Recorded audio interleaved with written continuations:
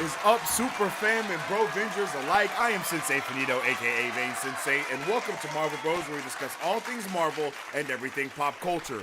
And today we are doing our watch party and review for The Penguin episode 4. And I am so excited to jump into it today. I can't wait to check out The Penguin. It's been a wonderful show so far. I can't wait to hear your guys' thoughts, theories, and questions about it as well as we progress through the episode and the night.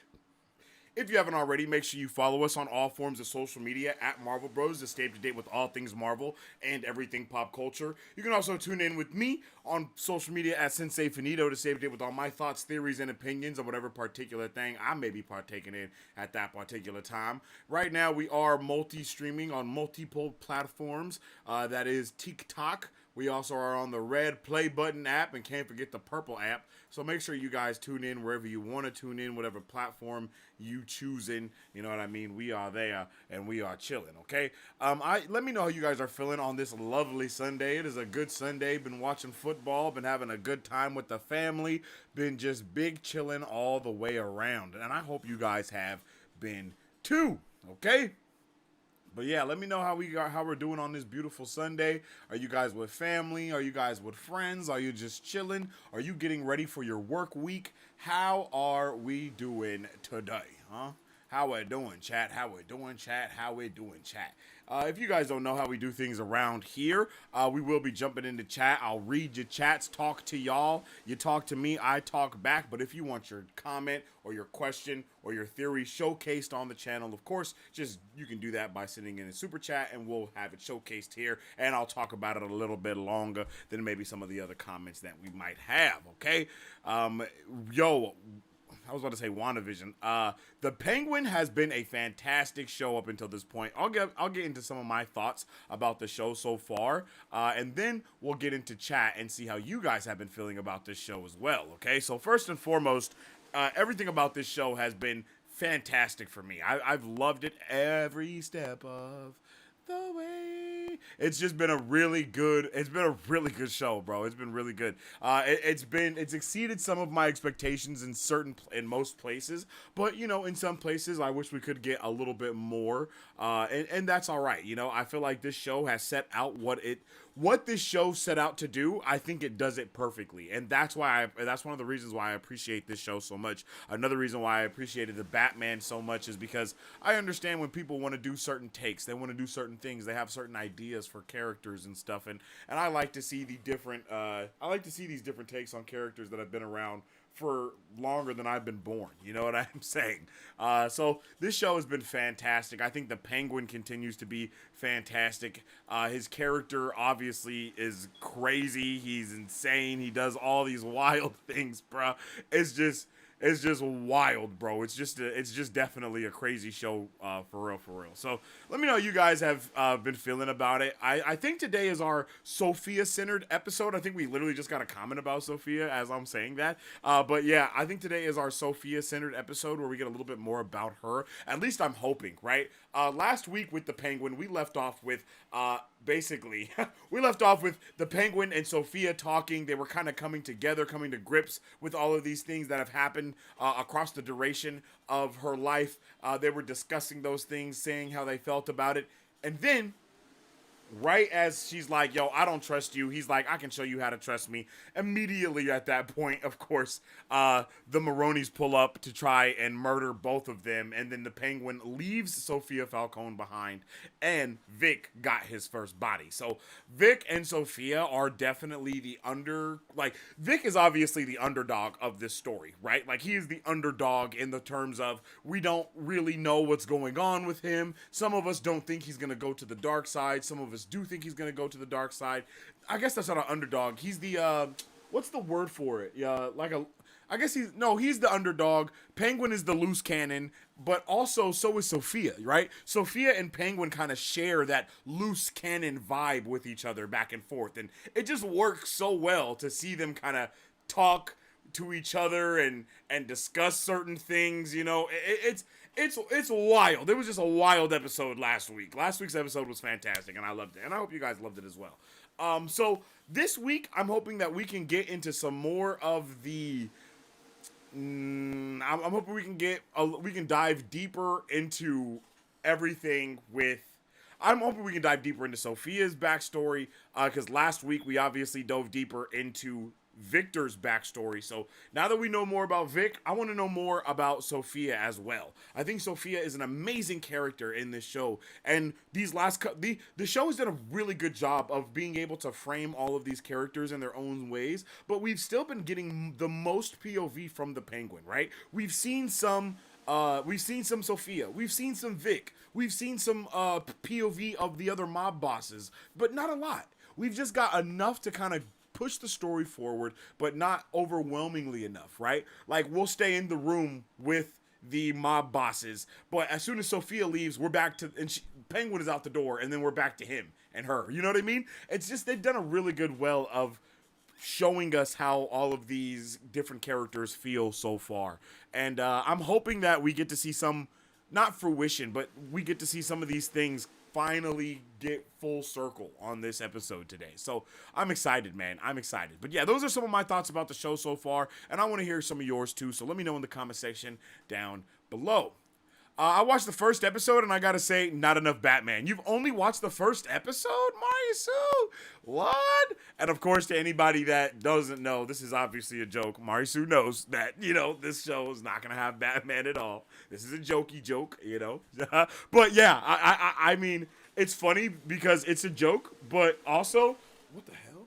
That was a fly. I usually don't have flies in here. But also, I see what's happening.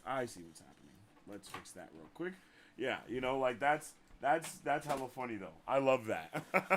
Oh shit. Okay, 1 second.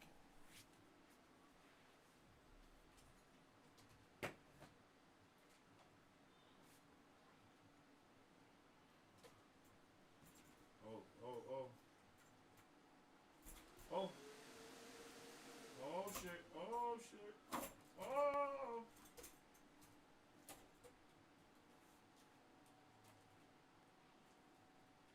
What's happening right now?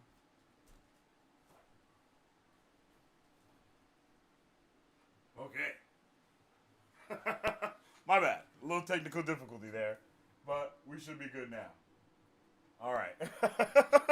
I don't know what just happened.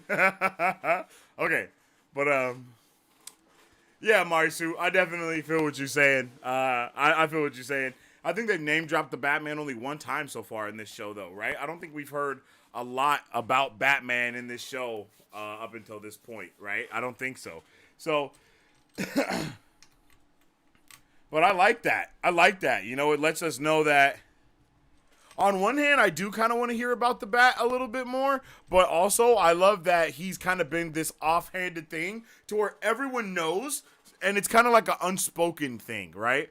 It's like you don't see them do a lot of crime in the nighttime all the time unless it's like something really serious, like them about to get, try to get their get back or whatever, right? They're all trying to like kind of move during the day for these certain things. They talk during the day around a lot, right? Like they do all of these things, and I feel like that is because they know Batman is there somewhere. You know what I mean? And they're like, you know what? Let's try to be as secretive as possible. I would love to hear another name drop from him if we can, right? I think all of us kind of feel that way. Like, let's at least hear a little bit more about Batman, but I understand why they aren't doing that too. You know what I mean? Like, I understand why they haven't brought him up, but I would like for them to bring him up. And I guess that's one of my gripes. Batman isn't even my gripe with this show. My gripe is the lack of comic bookiness, but I'm also really okay with that because I know they weren't going for comic book at all. Like they weren't going for comic book accuracy. Like Matt Reeves wasn't going for comic book accuracy with the Batman. He was going with comic book accuracy. Well, not even really then, but So this show works for me in a lot of ways. I love this show. I love this show. Oh, and by the way, what's up, little Marisu? How you doing today? I hope you're having a good Sunday.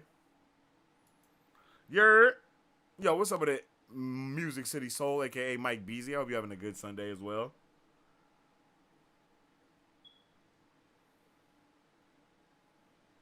Shit.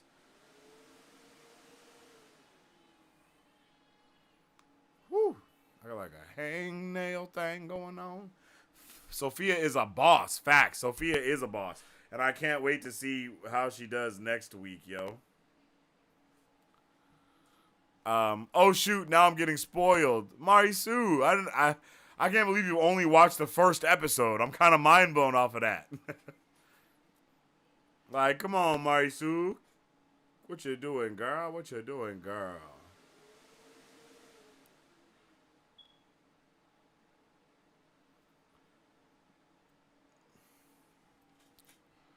Episode 1 was the only mention of bats, and it was on the news. Yeah, exactly. And that was just talking about, like, the outcome of what happened in the Batman. Like, literally, that's the only thing that we got from that. Like, they just talked about the outcome of the Batman, and that was it. That's super true, yo. And I'm super excited. Again, I am really excited for it today. I don't know what's gonna happen. Let's get a poll. Do you think today is going to be a Sophia-centered episode? Let's get a 1 in the chat if you think yes, and let's get a 2 in the chat if you think no. Let me know you guys are feeling in the comments, yo. Let's end that poll, and let's start another poll. Do you think today's episode will be about Sophia?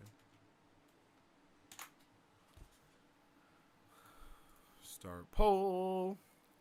Good evening. Yo, what's up with it? Trey, how you doing today, man? Are you excited for today's episode? Let me know your thoughts, theories, and opinions about what's going on. If you guys are just now tuning in, you already know. Jump in the comments. Let me know your thoughts, theories, and any questions that you may have about the Penguin. If you want your comments showcased, if you want me to focus on your comment a little bit more as well, you can drop a super chat, and I'll jump into that. Y'all already know. I really have high hopes for today's episode because every episode has been a banger. With the introduction of Bliss last week, it really has me very interested in what we could see transpiring in the future of in today's episode for real.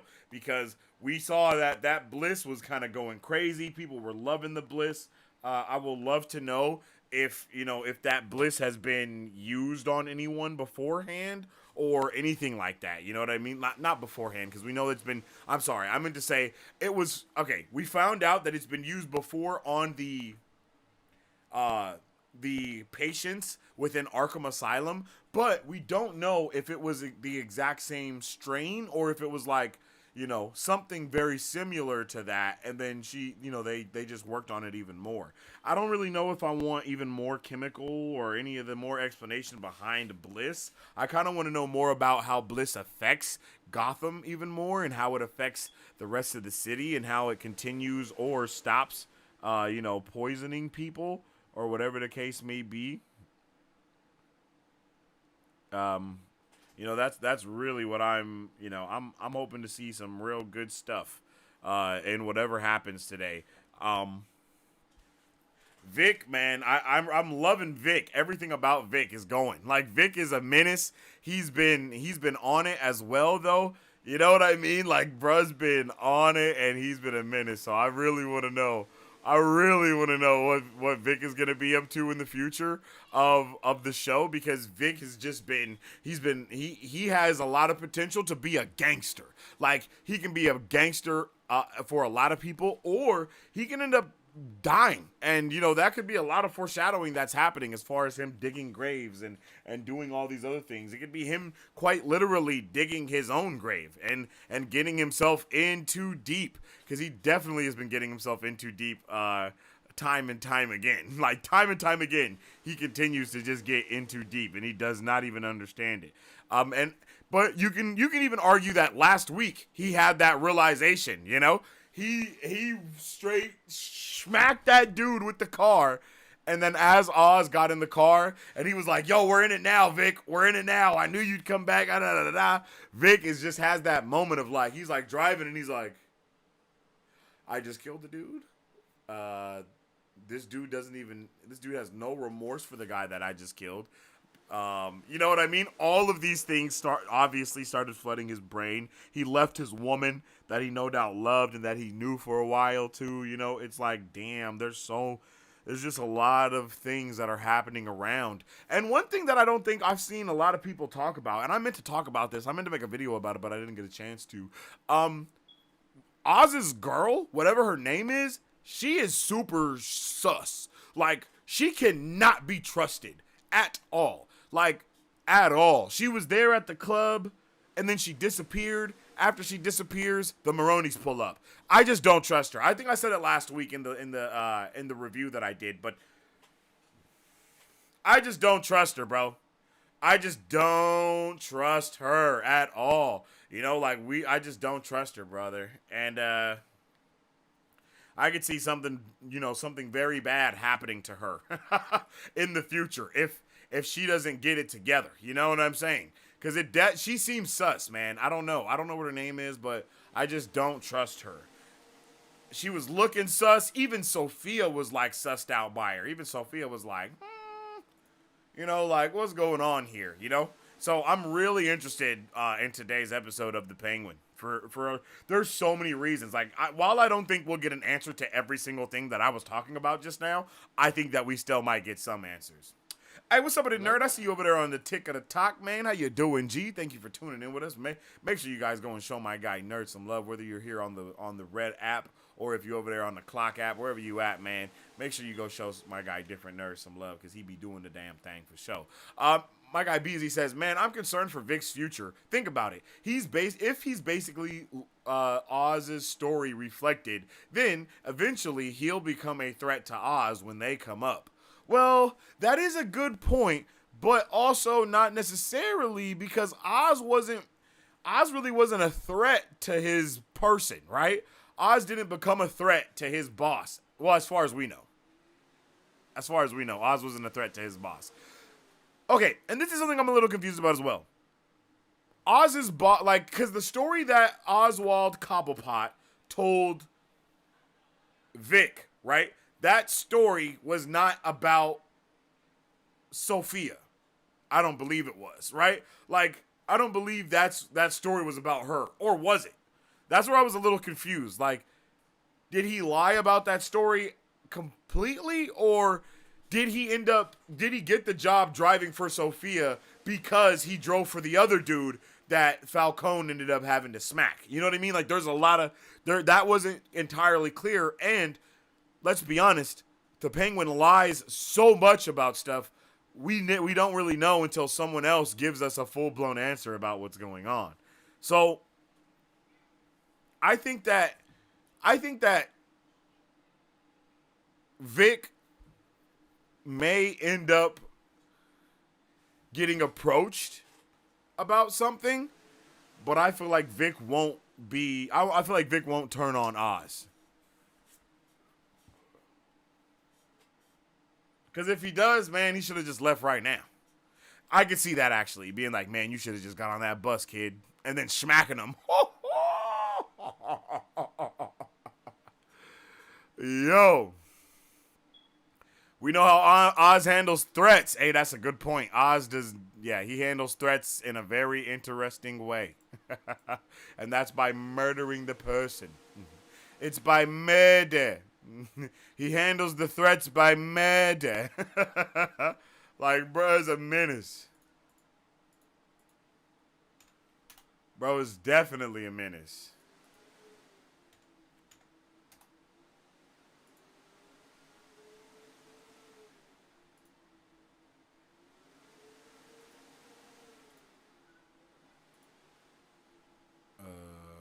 What?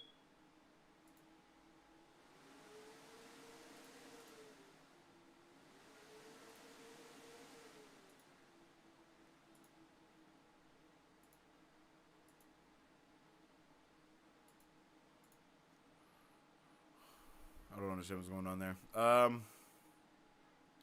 Yo, what's up with it? Owen, how you doing, man? I hope you're having a good day today. Hello there. Oz did something that affected Sophia. We know that much. Yeah. Like, it affected her a lot. It seems like, right, Sophia said that she's not the hangman, right? And we see clearly that the Penguin has something to do with people thinking that she is. And we see that Penguin is also behind her getting sent to Arkham. Now, while he didn't like be like, hey, let's send Sophia to Arkham, like he didn't do shit like that. But for all intents and purposes, like he got her sent to Arkham. So I really want to know what happens with that and where that leads to.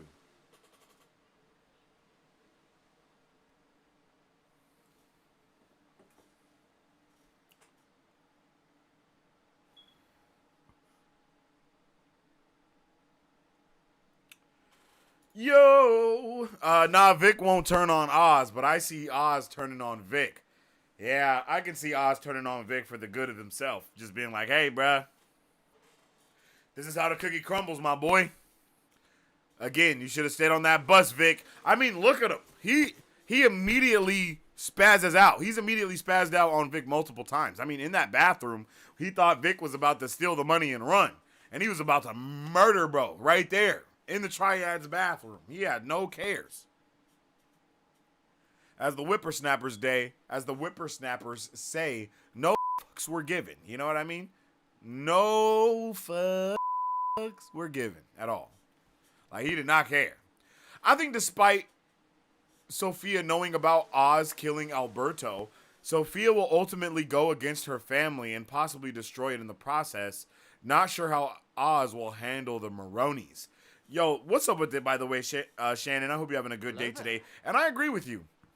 I agree with everything you said right here. I do think the same thing. I think that Sophia knows. I definitely think Sophia knows that Oz smacked her brother. I think that's I don't want to say that's undeniable, but I want to say that I'm pretty sure she knows that.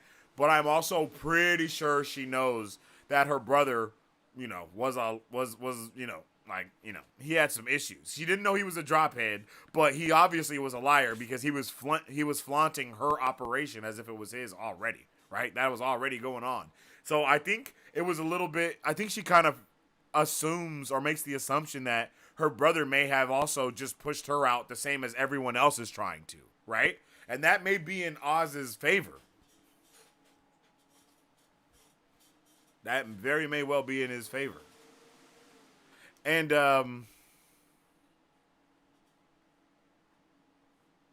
yeah, I don't know how he gets out of the Maroni stuff either. I'm going to be honest with you, Shannon. I don't know how he's going to get out of the Maroni stuff, especially with having all of that stuff happening in front of Sophia and Sophia thinking that, you know, the Maronis killed her brother.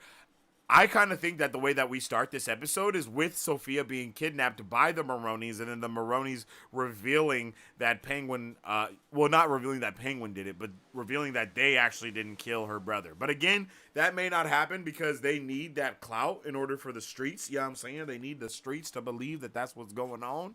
But again, if they expect that they're going to kill Sophia, then they don't really care about telling the truth. And they probably don't really care because Sophia's crazy. They're going to be like, what? You're going to go tell them this? That no one's going to believe you? Like, bro, everybody's gonna think you're crazy and send you back to Arkham, which is true. I mean, those are all facts right there. But I do agree. I do agree that it's gonna be very interesting to see what he can do. Oz, yeah, he can't.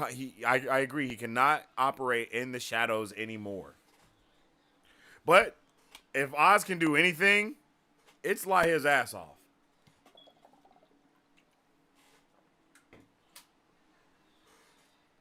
If Oz can do anything, it's lie his ass off and make sure that, you know, he saves his ass at the same time. Like, that he does that very, very well.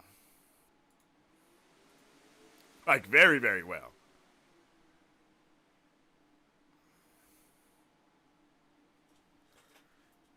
Yeah, he is on straight offense. He really hasn't even been able to really operate on defense yet. He's had to be on offense this entire time. Like, he's had to be like, ah, ah, ah, ah, ah, ah. Well, I guess that's blocking, so I guess that is defense. Well, never mind. I guess I proved myself wrong.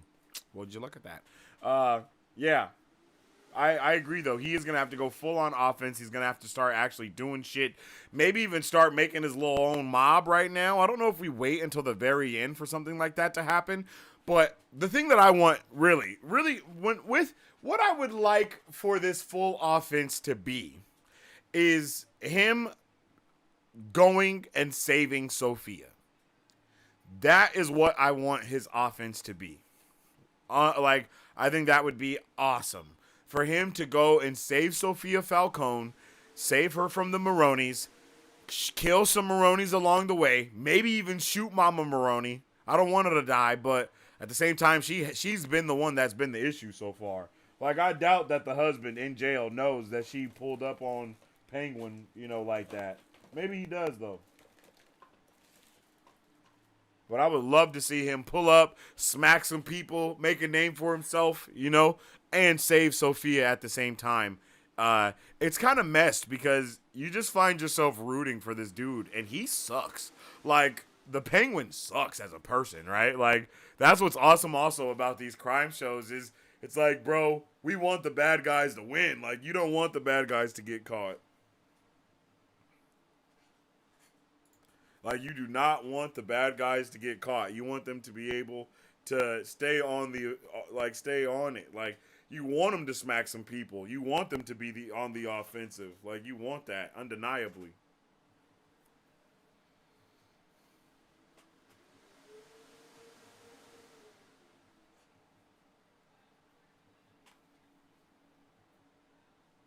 Boom. Okay.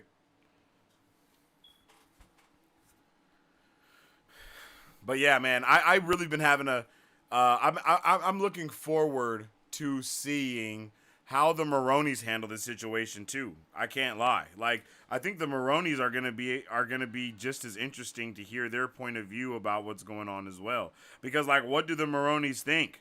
And also, what the hell has, like, really, my question also is, like, what the hell did Oswald do that went back on their deal by any means, That's what I'm very confused about.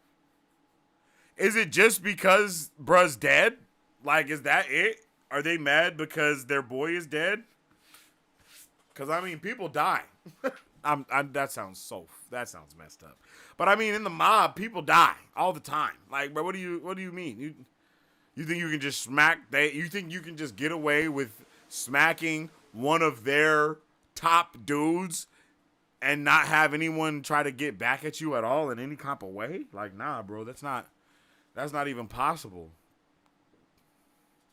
And that's another reason why I don't understand why they would even make this move to go and attack the Penguin. Right? Like, none of that made sense to me, chat. Like, I was really confused.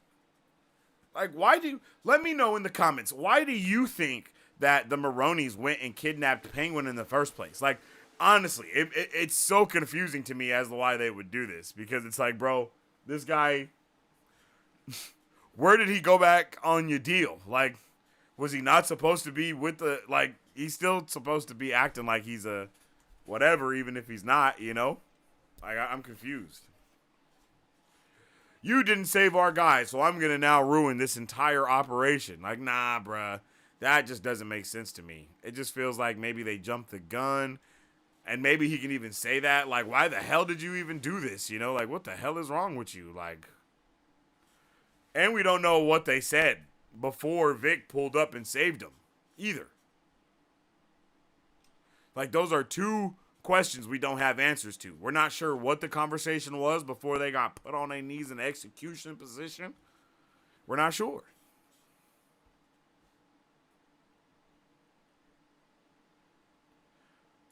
But we have a lot of opportunities for a lot of revelations today. And that is really intriguing. Like, I am very intrigued to see all of the revelations that we have, lined up for us. And we may not have any revelations lined up for us, and this might just be a full-blown backstory episode. But this is our halfway point, guys. I don't know if you know, but this is our halfway point, today's episode. There are only 8 episodes of The Penguin lined up for this season, and we are going to have our 4th episode today. So that means there will only be 4 more episodes left after this.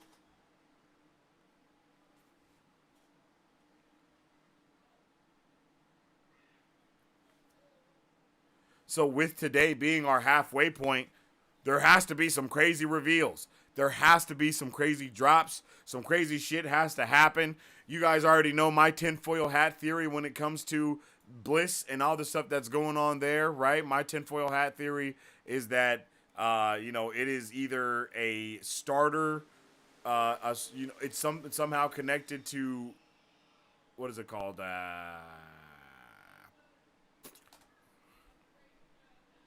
Scarecrow. It's somehow connected to the Scarecrow toxin or something like that, right? It very much seems like that. I also think that Sophia's therapist may be either like a Scarecrow type of person or even a Hugo Strange type of person. It was very interesting to me that Sophia chose to use the words, chose to say that what's it called? She chose to say that it was like a experiment, basically. Like, she said that we can hold an experiment tonight. That's why I was like, what in the world? I was like, what in the world? Why would she say those? Why would she choose that terminology? That just makes it seem like she wants something else to happen as well. And I feel like this, I've been saying this for a while, but I do feel like the Bliss will be the quote unquote comic booky thing in this season because they're touching way more on the realistic side of things, right? They're taking a realistic approach, a realistic take on the Penguin, on the Gotham, on the Batman entirely. And with all of that, it does feel like, we need a little bit of that comic booky thing. And I think that substance could be comic booky. I could see it maybe even turning people into like zombies or like not your traditional zombies, but make people more zombified, like they call the other people drop heads. What would they call these? Would they call them a bliss head or I want a little bit more of that type of stuff too. And I'm pretty sure we're going to have to get a lot of backstory for the Bliss if it is a focal comic booky point. And especially if it goes on into the Batman, right? If this goes into the Batman 2, then we're really going to have to get a lot of backstory as to what's happening with Bliss and all of that stuff. And we could even maybe see Batman kind of find out about Bliss in his movie. I think that would be really dope. And as always, you guys, let me know, man. I want to know how you guys are feeling about today's episode. Are you excited for it? Are you not excited for it? Of course, let me know all your thoughts, theories, and questions that you may have in the comments. And then if you want your comments showcased, or if you just want to also support what we do here at the channel, you can send a super chat, and then we'll talk about whatever it is that your comment may be, okay? What's up with that, Anthony? I hope you're having a fantastic day. I hope this episode goes into what happened to Sophia. I just want them to touch on that subject in this episode. I agree. I think you guys can see from my thumbnail, right? I definitely want to see some stuff going down with Sophia. I'm hoping that this is a Sophia-related episode. I'm hoping that we really get to see some more stuff going on with her, finding out what her backstory is, finding out what that background is, finding out what makes her tick and what makes her who she is. Those are definitely the things that I want to kind of get an answer to in this episode. But let me know what you guys want an answer to. Louis says, I can't wait for this. Last episode was amazing, and I think Vic will die by the end of this show, how Jesse Pinkman was going to die in Breaking Bad Season 1. Oh, I feel what you're saying. I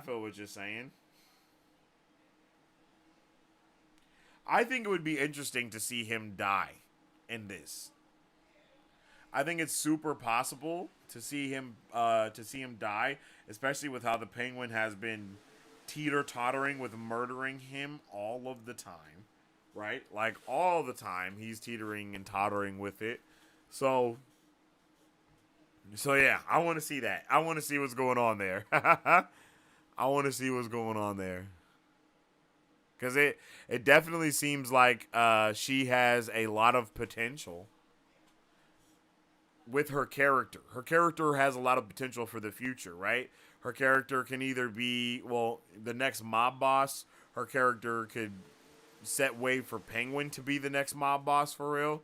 And that might even be what they end up doing. I could see the season ending with them kind of on the, them on the, I think Penguin wants his own thing. So her head of the Falcone family, and then him being able to have his own Penguin mob or whatever, because a Cobb, the Cobb family is just not a.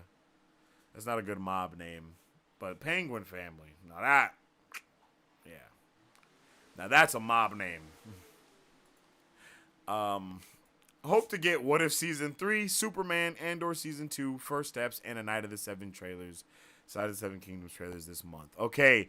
What If Season 3? Maybe, but possibly not. Superman? No way we're getting that this month. And/or Season 2? Maybe we could get that. First Steps? Nah, I don't think so. And a Night of Seven the Kingdoms, I can see that. I can see Night of the Seven Kingdoms happening. WB loves to keep the hype going when they have other things that are happening too. They like to kind of cross-pollinate a little bit, being like, hey, look at all this good stuff that we have. So I could definitely see a Night of the Seven Kingdoms trailer dropping this month. Even at the end of this show, I could see it dropping. That would be super smart. End of the season, drop it there. Yeah, I could see that. That would be nice.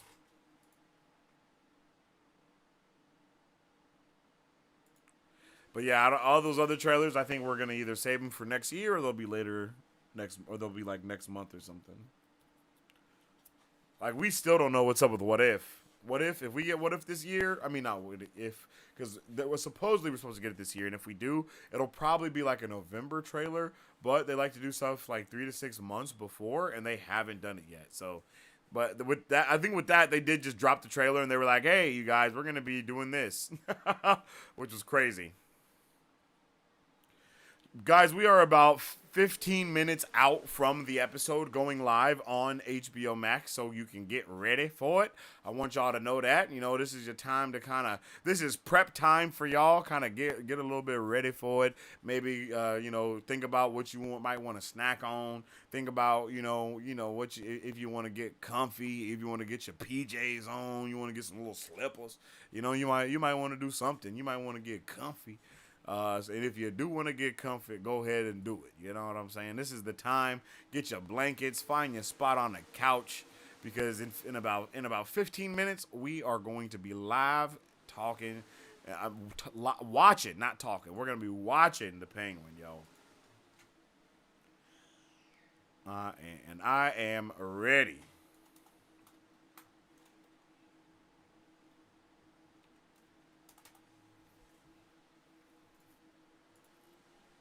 I am ready.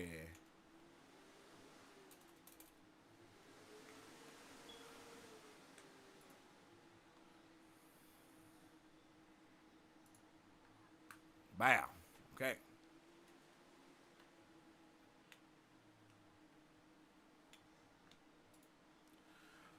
All right, so final thoughts for characters. Oh, you know what? I forgot that. What is his name? Tony Viti or Johnny Viti or Viti, Tony Viti. I don't know. Whatever the hell bro's name is. He knows that Penguin and Sophia are like working together, right? He knows. So I'm interested in if he's gonna keep his mouth shut or what he's gonna do, because he's been banging the boss's wife, and that's just a train ticket to Deathsville. It would be wild if he knew.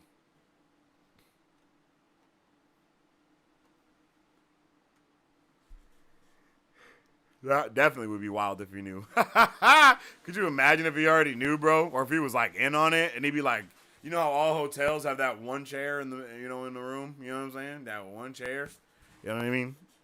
Tony Viti? Something like that. You know what I mean? That'd be crazy if he be in them chairs sometimes. If you catch my drift.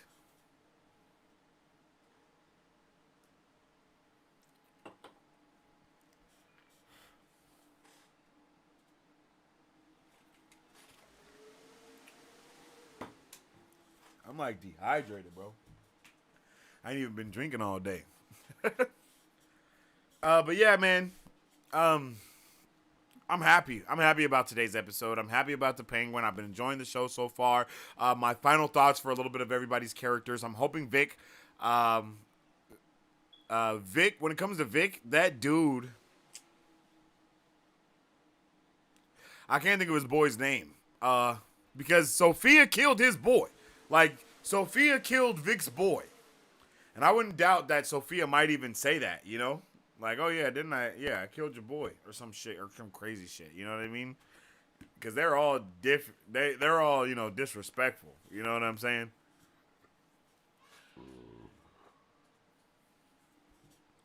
You know? So, I think that when Vic finds out his boy was murdered by Sophia because of the Penguin, that might cause some issues. I think that might cause some issues. Not to mention that his boy's brother was a small-time gangster as well, right? His boy's brother is a small-time gangster. So, you know, it's really,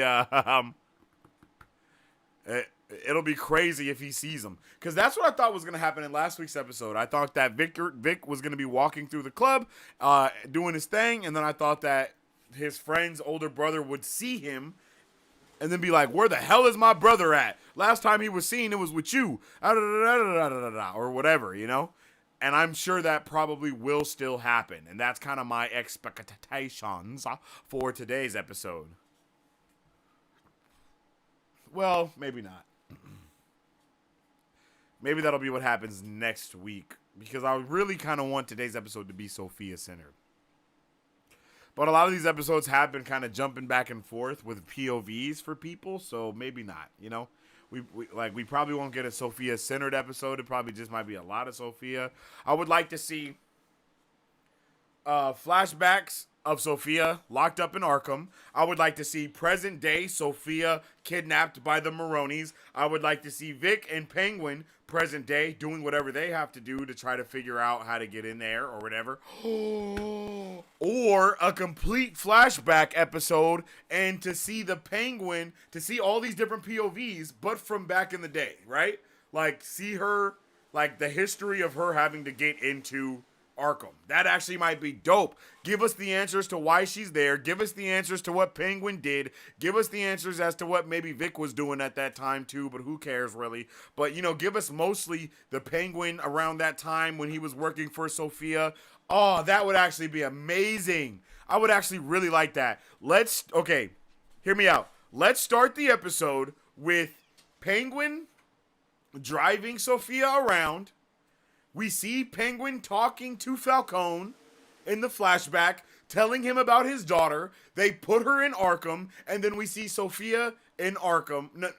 And then we flash forward to modern day, her with the Maronis, and then we do another flashback to her being in Arkham, and then we kind of flash back and forth in the episode with things going on from that point. I think that actually would be awesome. But I really like it when flashbacks... I really like it when flashback episodes are an entire flashback and we do not go into the future with it, you know? And we don't like rubber band or I guess rubber band. We don't rubber band back and forth, you know, between going here and then coming back and then going here and then coming back and then going here and then coming back. I don't really like that vibe. I'd rather have the entirety of the episode be a full-blown flashback, and then we get all backstories for all important characters that we are currently following anyway.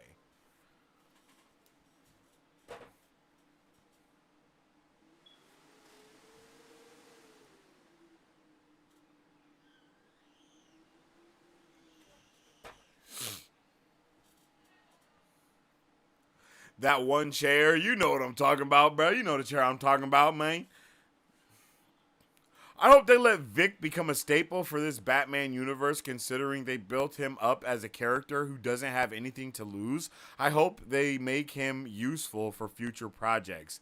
Yeah, I really hope that they, I really hope that they do that as well. I hope it's not wasted. I hope that we don't just kind of focus on that, on him. I hope he doesn't die in this season.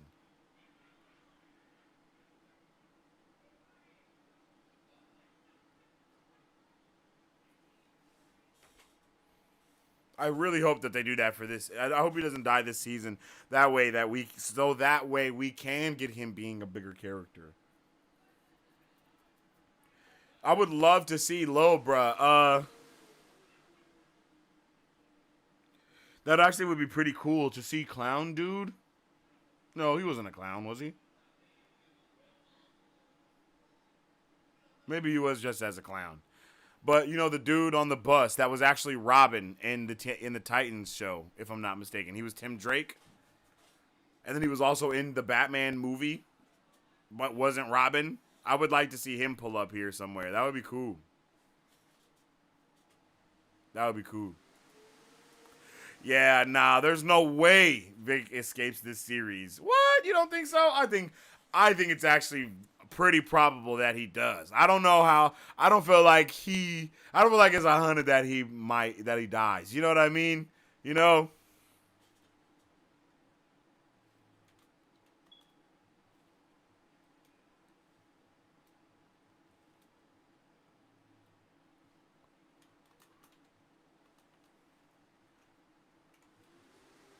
Percent chance Vic dies. This Vic dies this season. Over or under a 50% chance that Vic dies this season.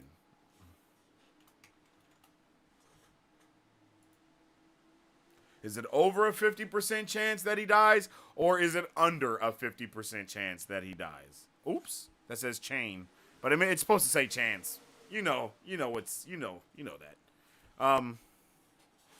I feel like there's over a 50% chance that he survives. You know, wait. I think it's under a 50% chance that he dies, to be completely honest. I think it's under a 50% chance he dies. I don't think he, I think that Vic has a good head on his shoulders, and I think that Penguin likes Vic. I think that Penguin might even damn near try to sacrifice himself for Vic in the future, but it's also possible that that doesn't happen at all. I feel like Vic is gonna be a gangster, bro. That's just my vibe for him.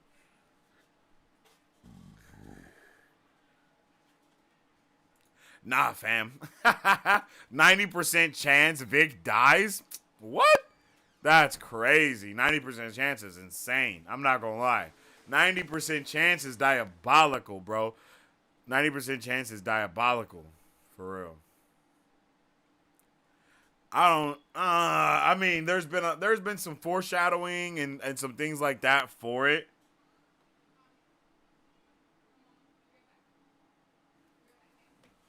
I feel like it's definitely possible.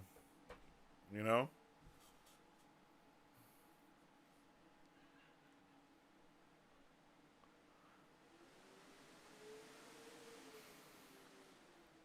Definitely possible he survives. What's up with the Cobb? Hello there. Cobb no Oz. You feel me?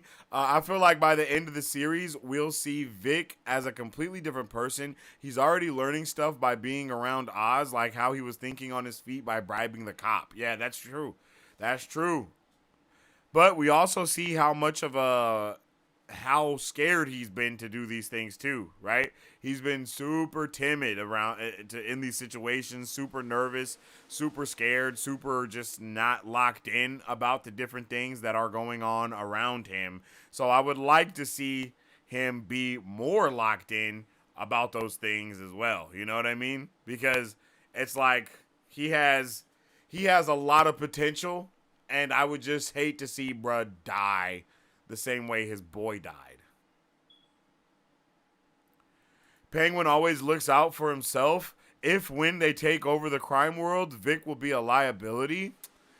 Man, that's if Vic doesn't. I feel like Vic will only be a liability if he doesn't turn to the dark side. That's it. You know? But I feel like Vic has the potential to turn to the dark side. Like, he's already caught one body. Like, he's already caught one body. I have no doubt that he'll catch a couple more before this. He might even catch a couple in this episode if it's not all in the past. You know, he might catch a body. You know? And it really depends on how much that body haunts him, and whether it does or not. Because it might not.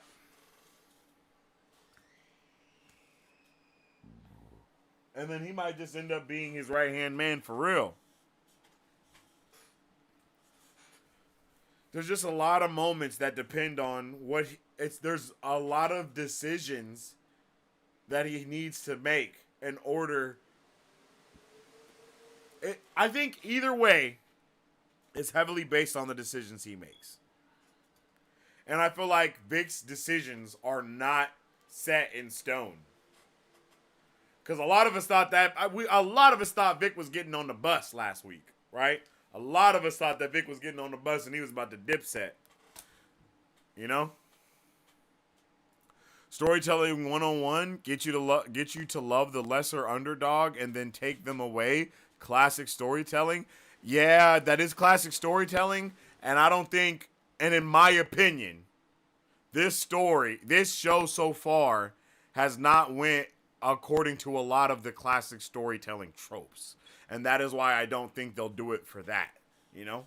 Everything has been a finesse, right? Everything, it's been a smokescreen. Like, thinking that Vic is going, in my opinion, like, thinking Vic is going to die is a kind of a smokescreen because it is the classic, obvious thing to happen. And I don't think that's what's going to happen.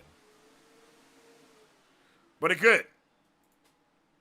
It's going to be sad because Oz loves Vic. Emotional, necessary murder in order to save himself. Yeah, and that's what he's been doing time and time again, for sure.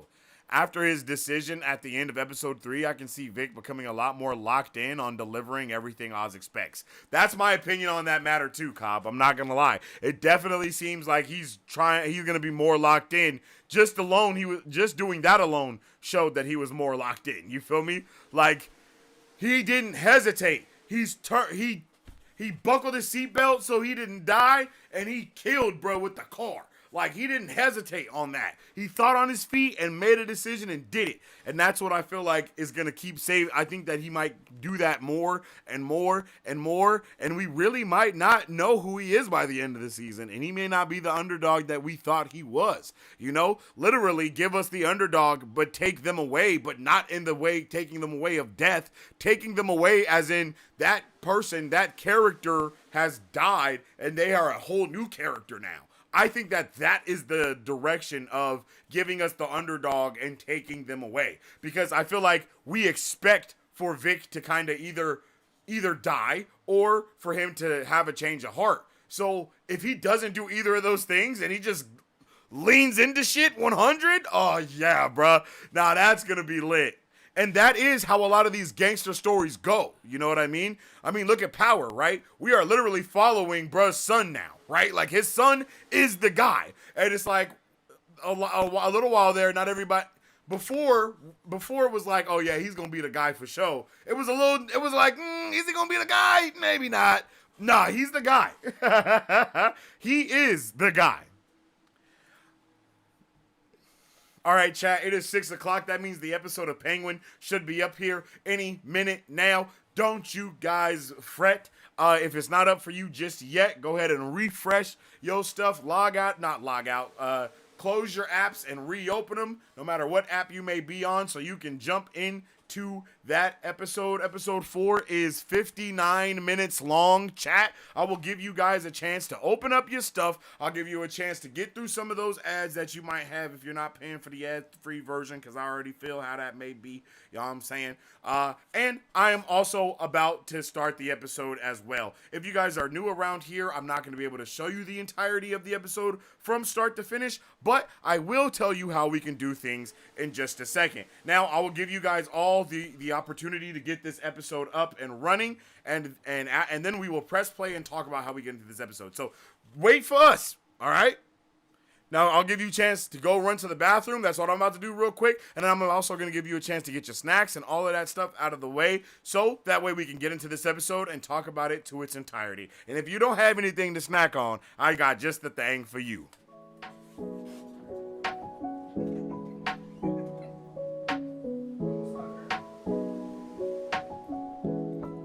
Hi, my name is Dominique Pruitt, and I started Don's Bon Gourmet Popcorn LLC in the summer of 2021 to introduce delicious and unique flavored popcorn not found anywhere else in the world.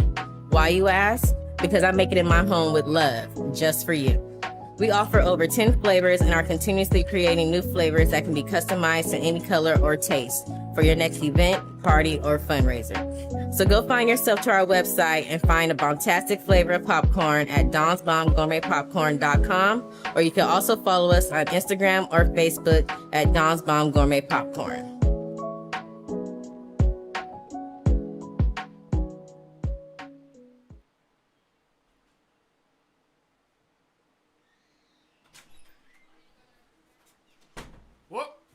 All right. Now, without further ado, ladies and gentlemen, let's get into episode 4 of The Penguin. If you're new around here, I'm not going to be able to show you the entirety of the episode from start to finish, but what I can do is have it up there for a little while just like this, and then it will go away, okay? That is the only way that we can do this because the copyright gods around these parts be set tripping, okay? So I'm not going to be able to show you the entire thing from start to finish, but if you are a Brovenger, or if you are a part of the Patreon, you will have access to the full stream.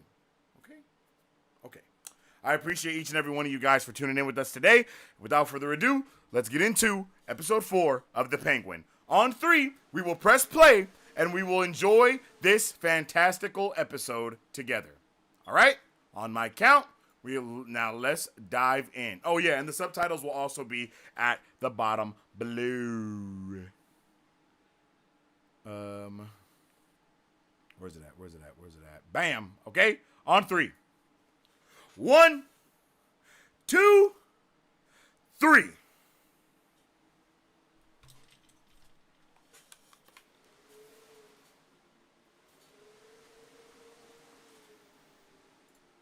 There we go. What is this?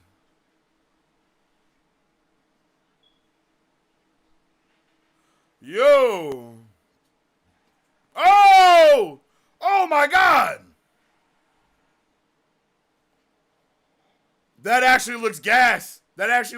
Chat. I ain't gonna lie. That look good. That look real good. Oh shit.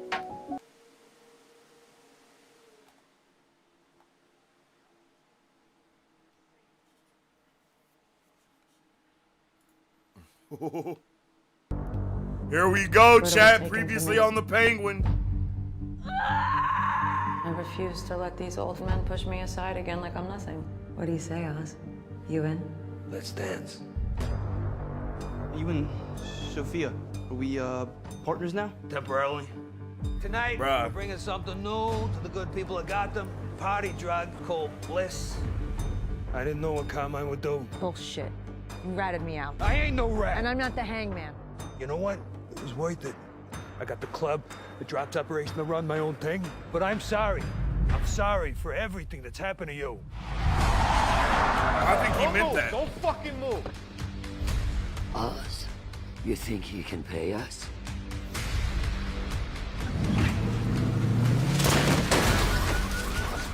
We gotta fucking Did you go say you now! What about Sophia? Fuck! Leave Pay him! us?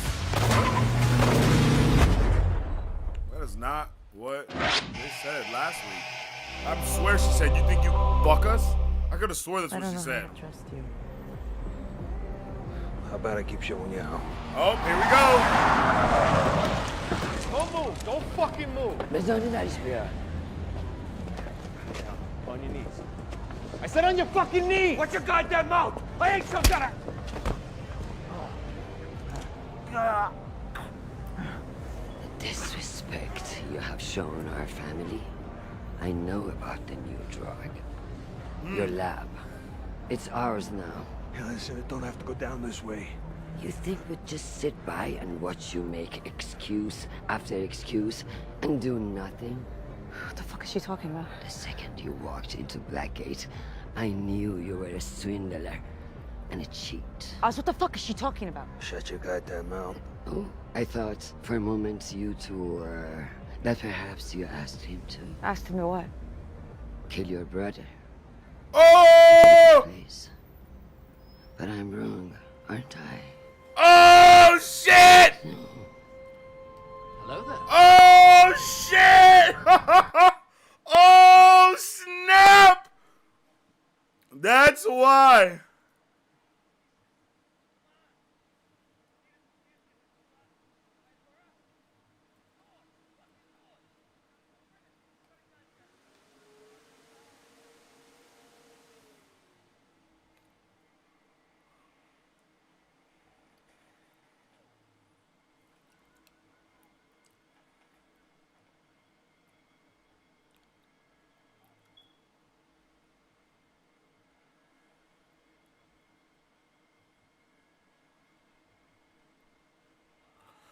He saw him see her.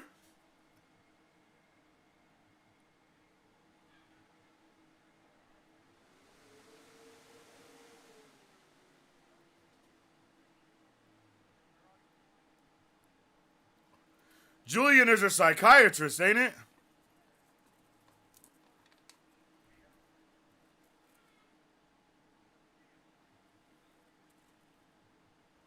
Oh yeah, it's over for Oz.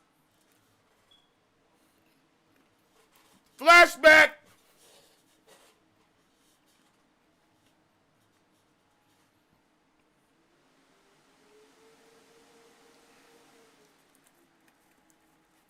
Look how normal she looks.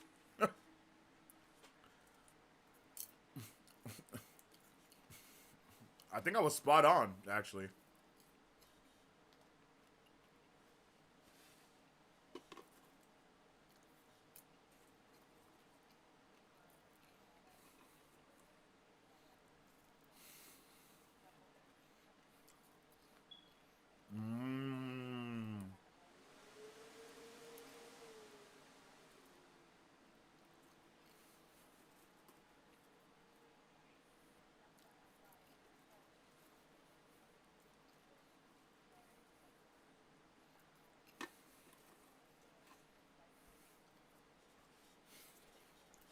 So, they really think she took a full 360?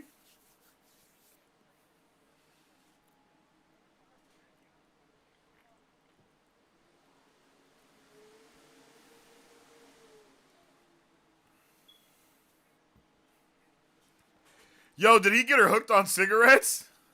Cause we got introduced to her with smoking cigarettes, yo.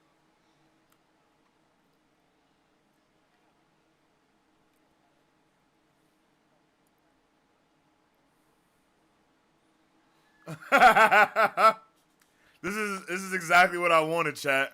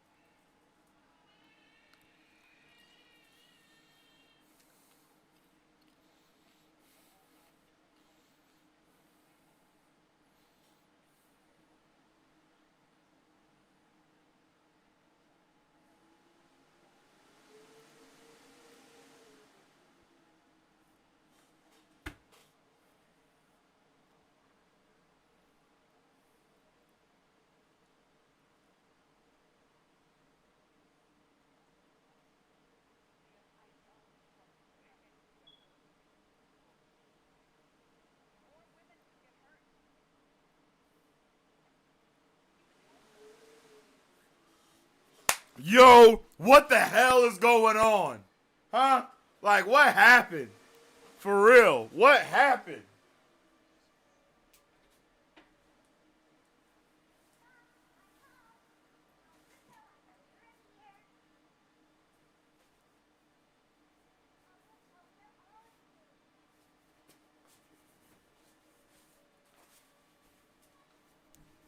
Oh my God! What the f***? Oh my goodness! Oh my goodness! Oh my God! She found her mom hanging! Oh my God! Oh my God!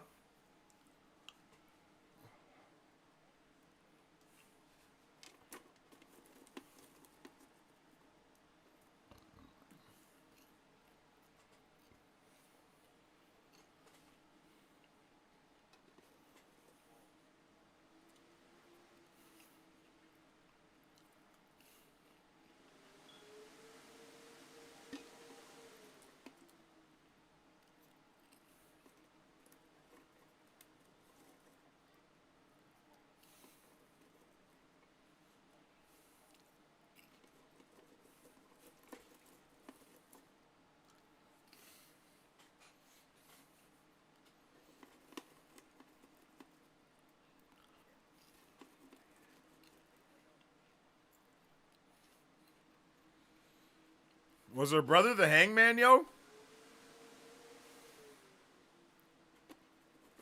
I mean, in the comics, they're both serial killers, so.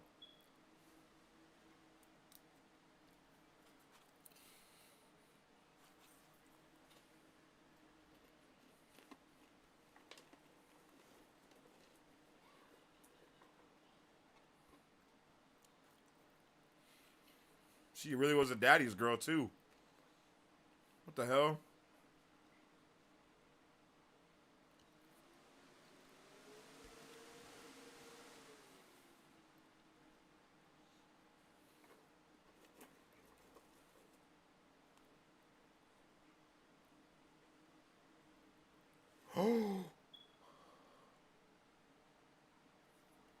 Oh my god!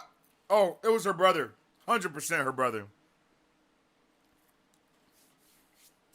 Her brother framed her, yo. Her brother framed her. I'm sorry, chat.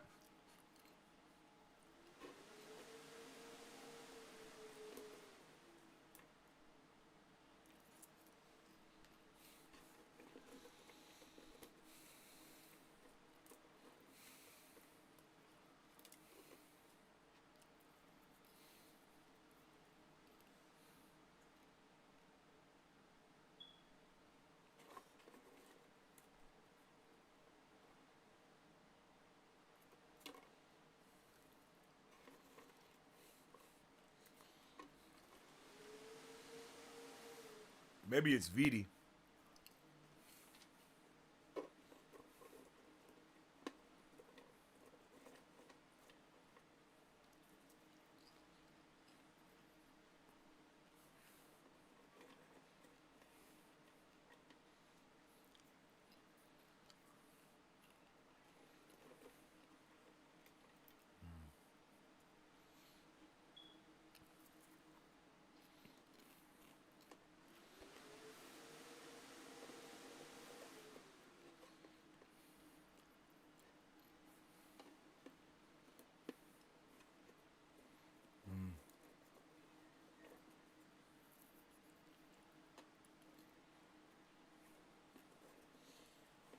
God knows I tried. I don't trust him.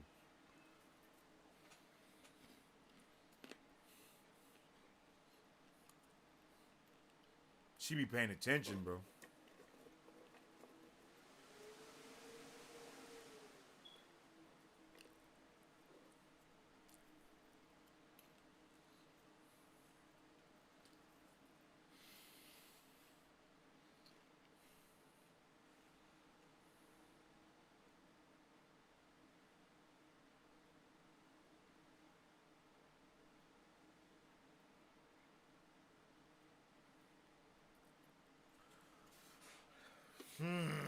Interesting.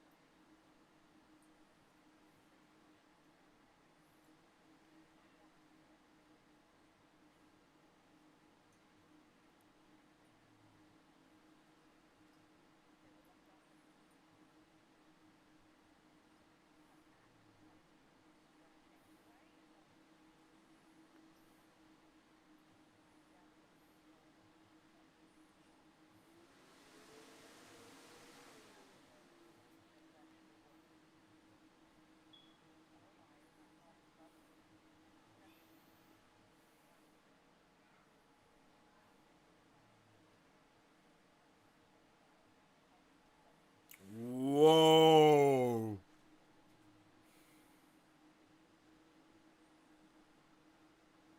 Damn.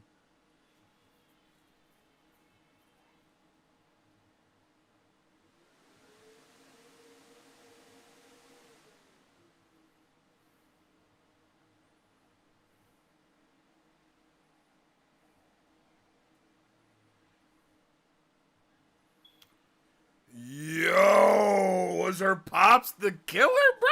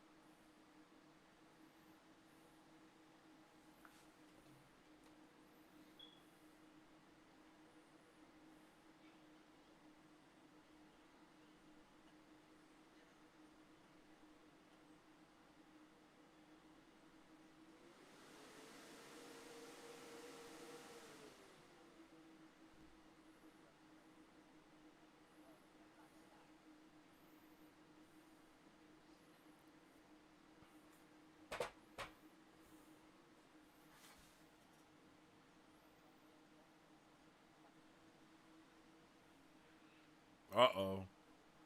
That's where she fucked up, right?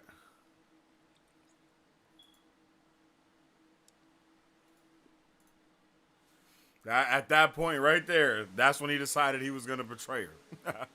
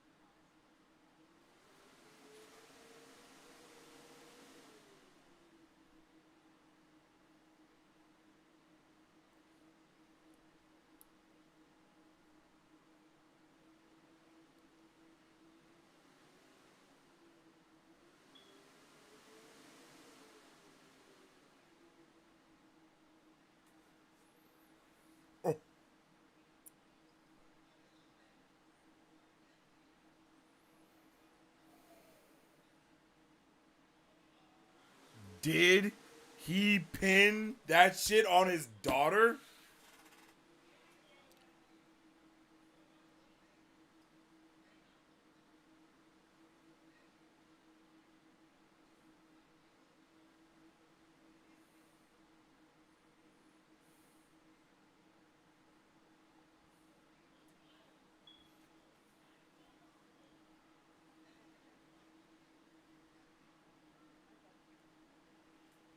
Bruh, it was her brother.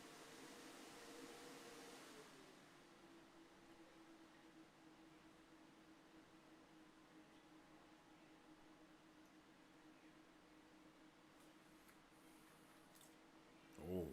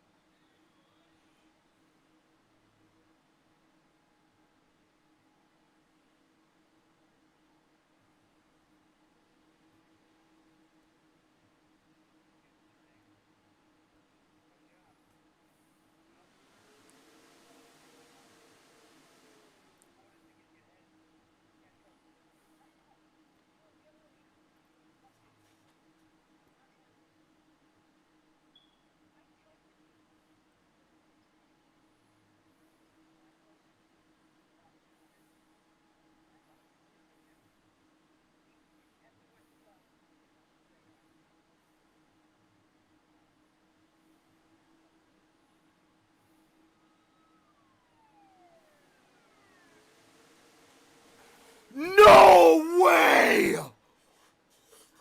Bruh, no way!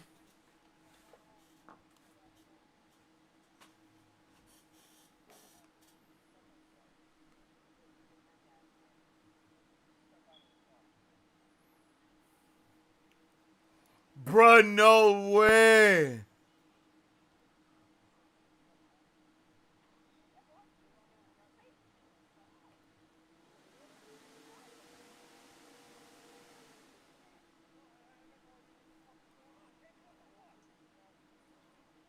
Taylor Montgomery and Nancy. Get out of here with that! No, I didn't kill anyone. Oz, you gotta do something. Hey, let her go! Take my advice and shut the fuck Oz, up, Penguin. call Alberto.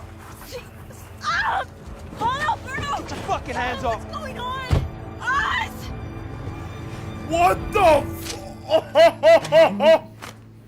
That's what they're calling me. It's just tabloid bullshit. It'll pass. Sophia, your father's claiming that you have a history of mental illness. Well, that's ridiculous. The ADA met with the judge, and the court has ordered a psychological shit. evaluation. Because my dad. Yo! It's not just your father. Her A number dad! of family members have written affidavits suggesting the same. A number of family members! Your cousins Johnny and Carla Vitti. You're using my mother's suicide as a. I have a. Oh my for God. killing animals. Are you fucking serious? Did you know about this? No, I swear. So I do an evaluation and I answer a few questions to prove I'm sane, right? And that's it, right? Then what? I'm afraid it's not that simple. The judge agreed to the ADA's request. You're being remanded to Arkham State Hospital for observation. No.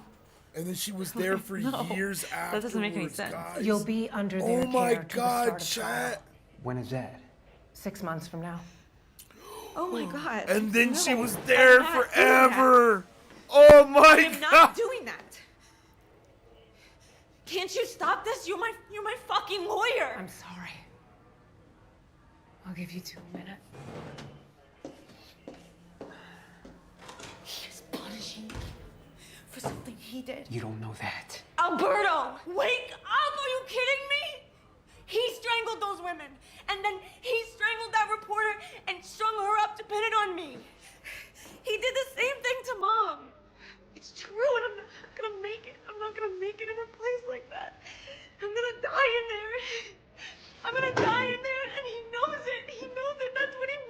Stop.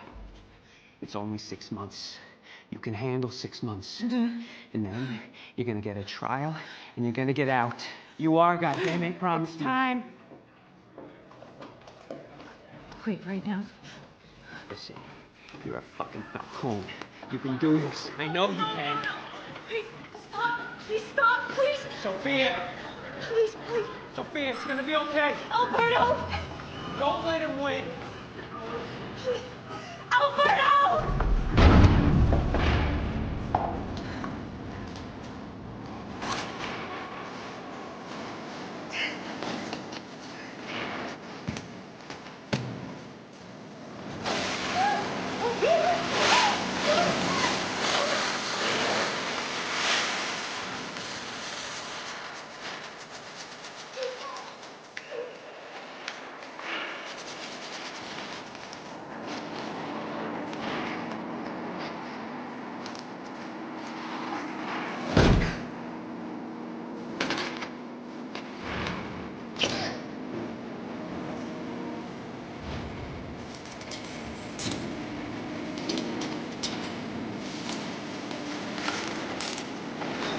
Welcome, Sophia.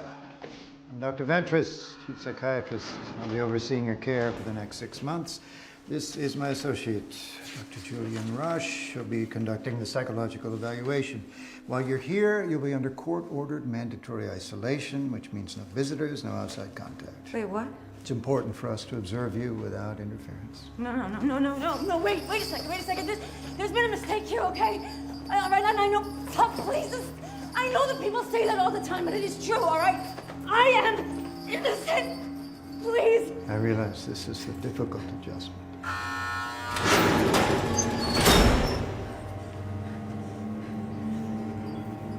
Shall we?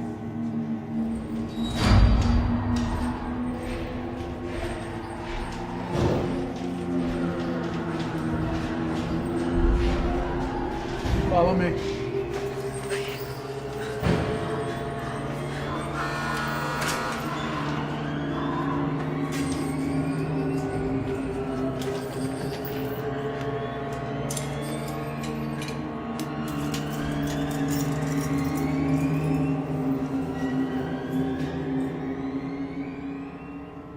Get some rest.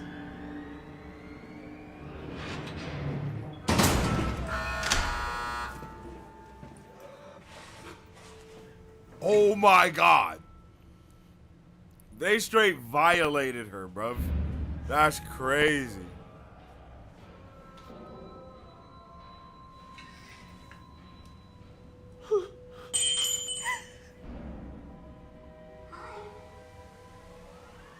Hello? Up here.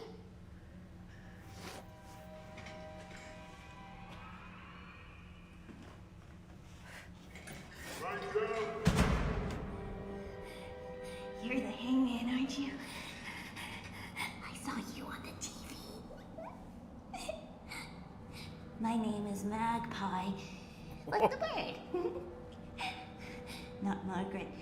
My stepmom used to call me Margaret, and I told her not to, and she didn't listen. It's okay to be scared. I was scared at first too, but it's not so bad here. You get used to the noises. I'm getting out in 6 months. Isn't that exciting? Oh, I bet there'll be lots of paparazzi at your trial. No one even wrote about mine. Is it fun being famous? Oh, I bet it's fun. Hey, Mel? Hey, man.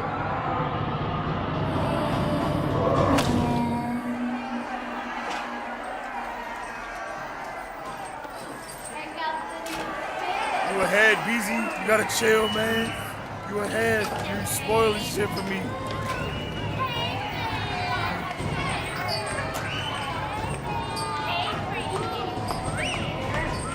I'm about to close chat. Hangman, it's me, Magpie. I saved you a seat.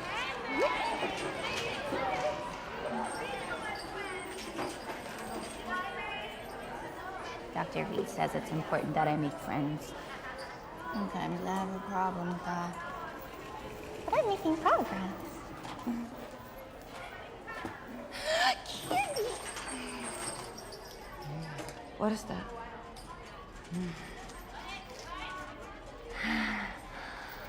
You only get it when you're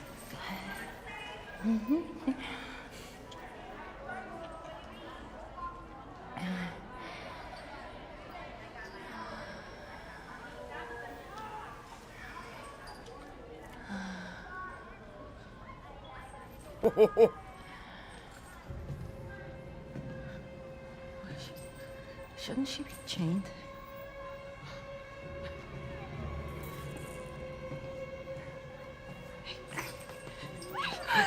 Wow, do you see that? The colors, it's all so shiny. Hey, she's not chained. You killed those girls. Girls, girls, girls. I didn't kill her. You're lying. She's lying, lying, lying, lying.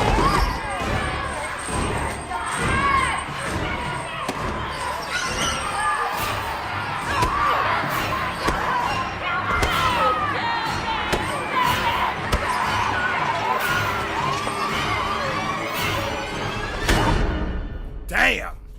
She got straight A-Town stomped first day in there.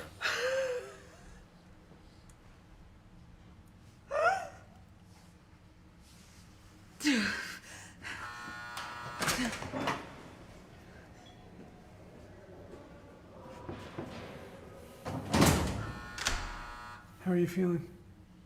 You bitch! Had an incident in the mess hall today. Don't make me slap you asking stupid ass questions. Beat the shit out of me while everyone stood around and watched. So yeah.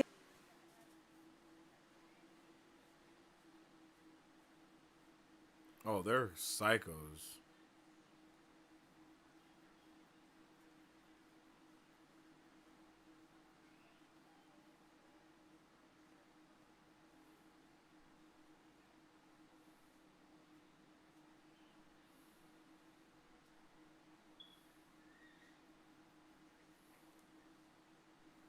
Facts.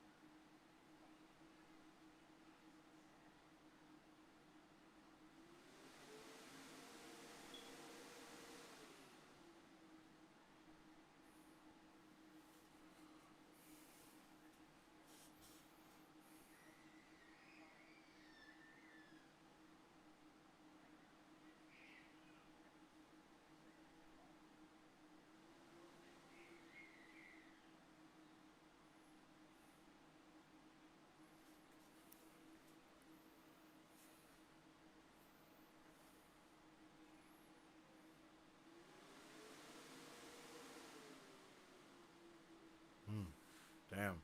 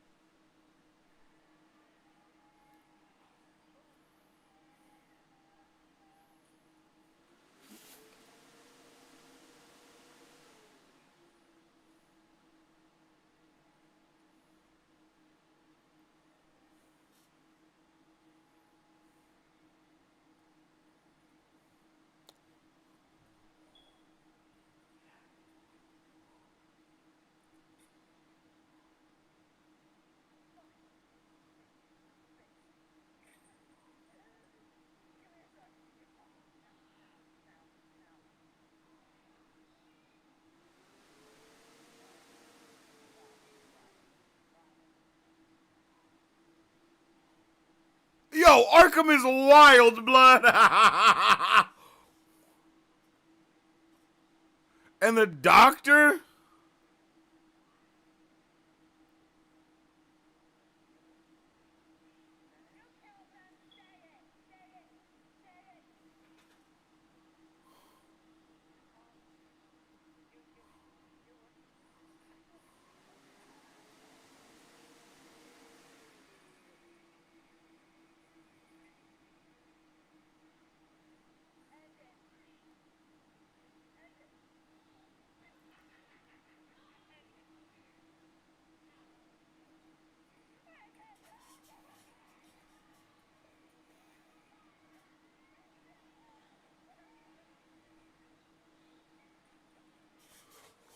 What the hell is happening?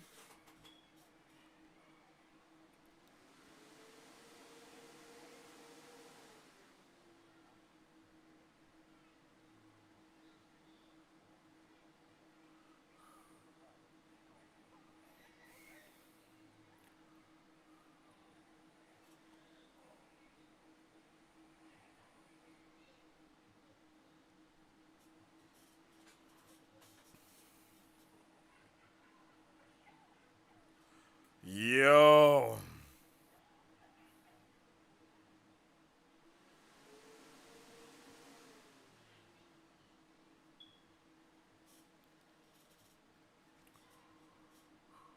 Oh.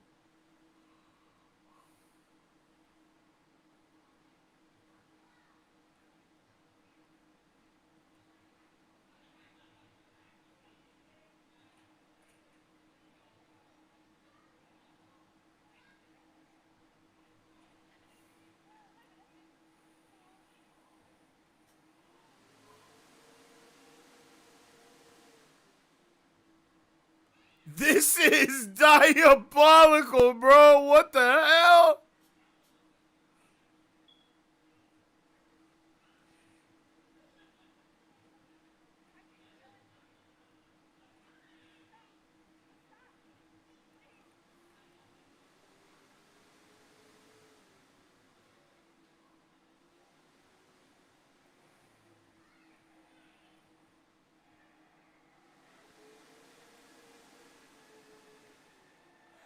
And mind you, it seems like they're doing all this shit before she's even been sentenced.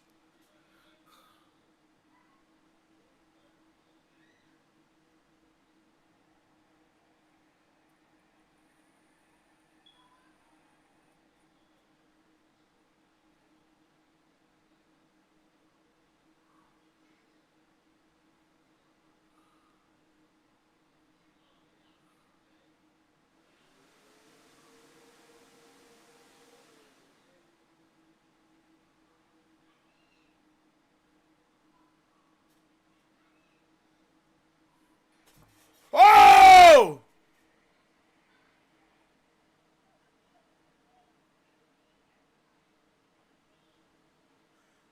That scared the shit out of me.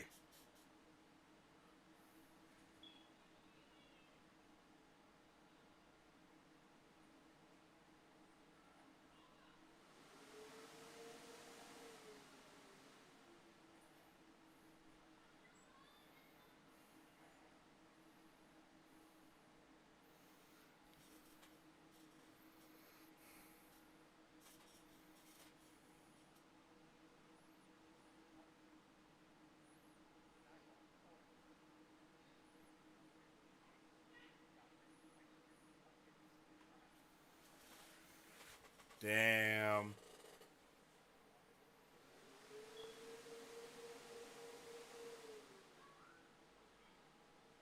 Ventress? Who the hell is... What? Have we met? We ain't met Ventress in the show.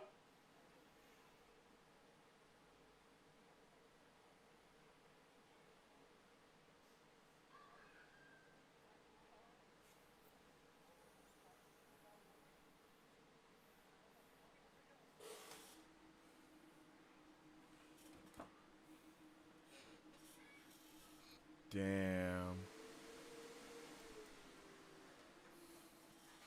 Damn. I'm not giving up.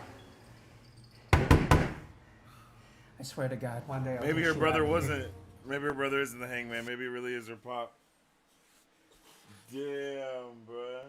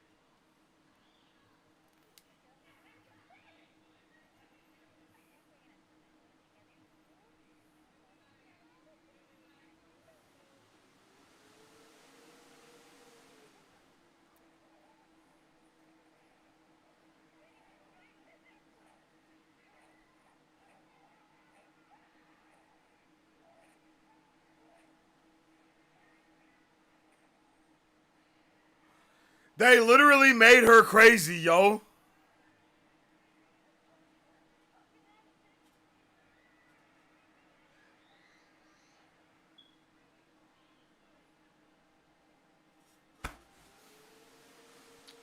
They made her crazy, blood. This is insane.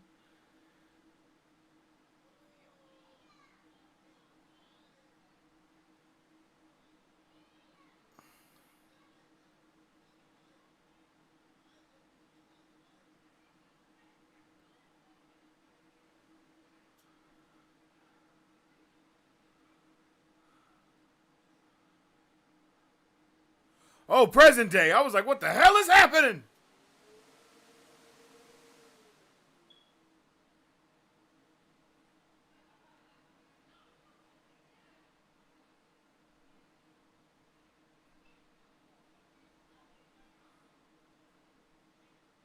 There is absolutely no way I would trust that dude.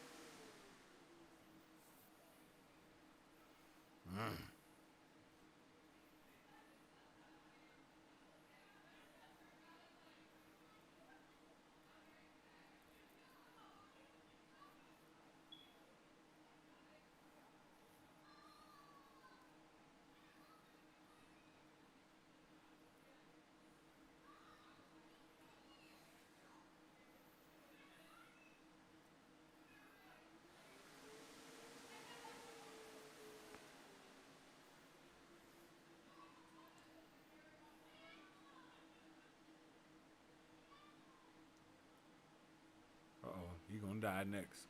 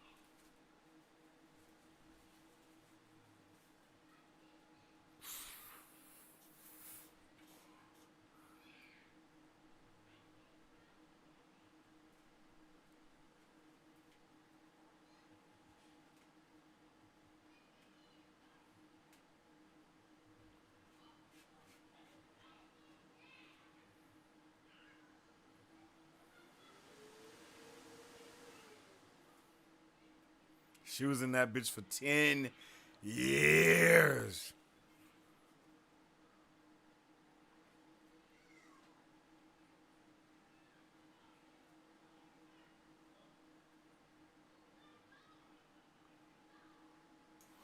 The incels about to be mad about that. Men bad. That's all they gonna hear.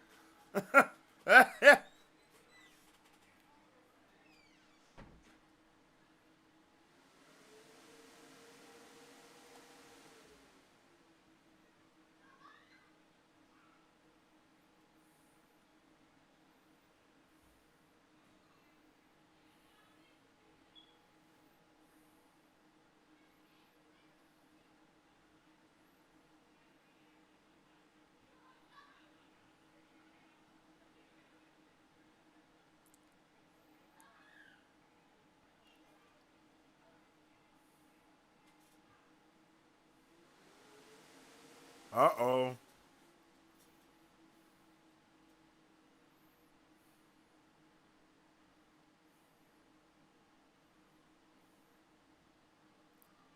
Came through strutting.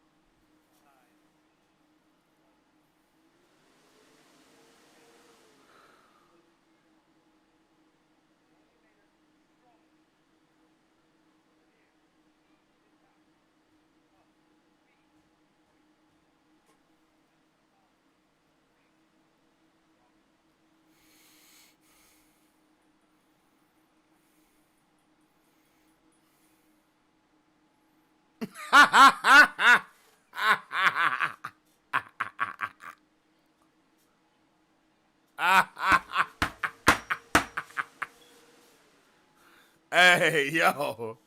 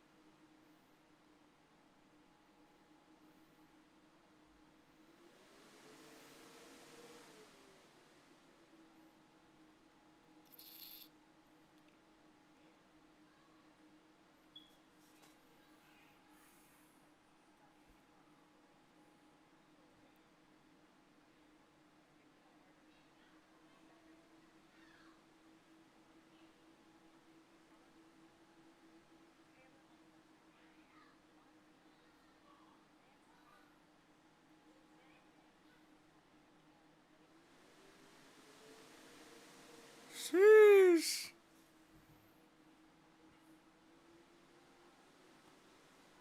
Damn.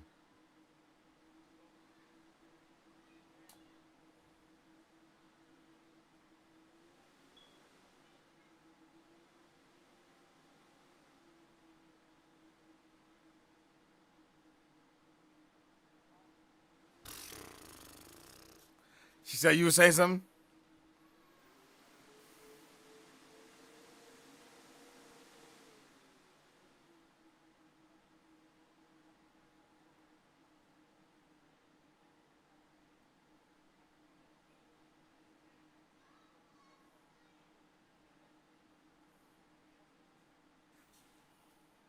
All of you.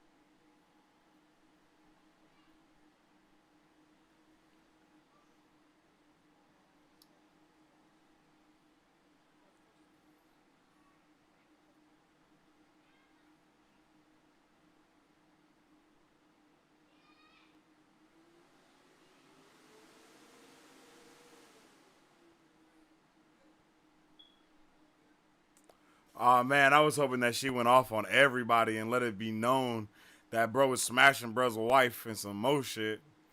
She took the high road. She better than me. Damn, look at the scars on her arms. Like, damn.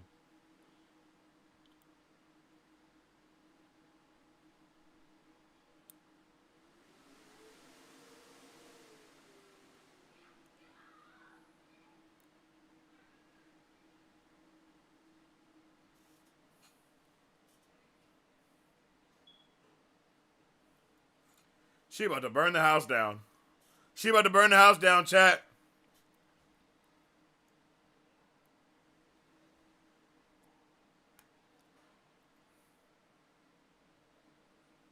Yep, she burning the house down. Told y'all. Soon as she left that window cracked, I was like, oh.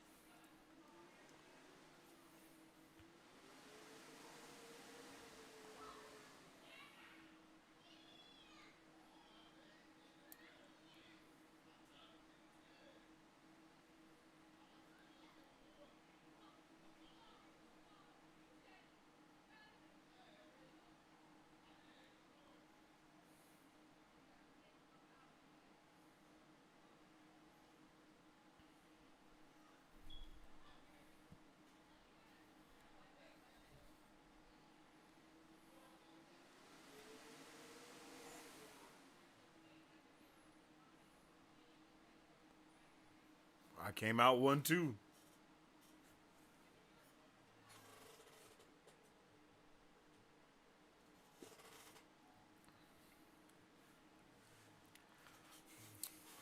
I'll protect you. Yeah, exactly. Hey, Sophia with the W, bro. I ain't gonna lie.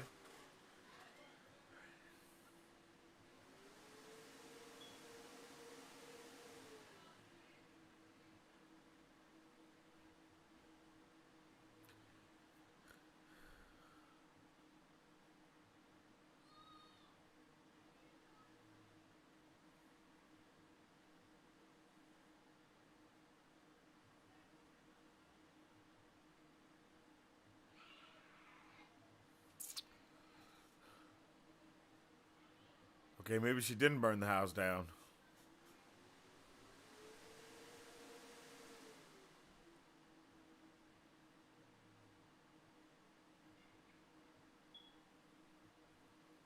She is rocking that dress, yo.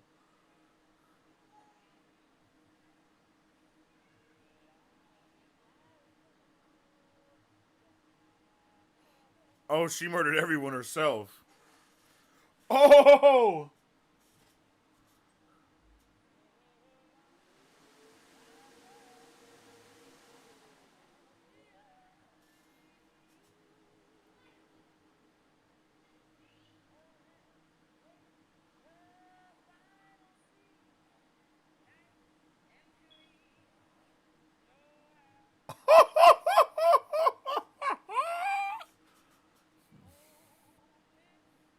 God damn.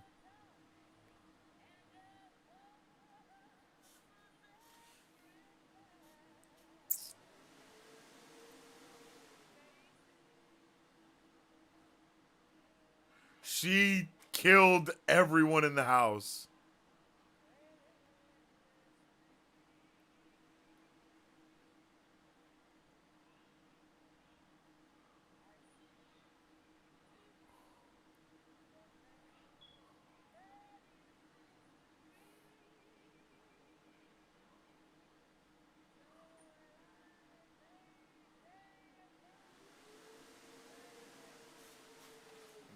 Damn.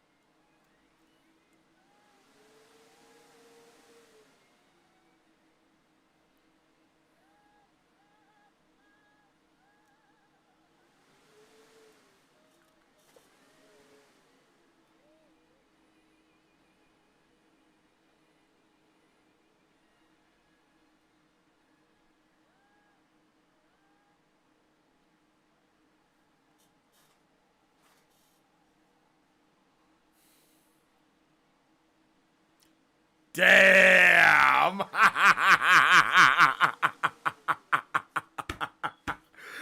Damn.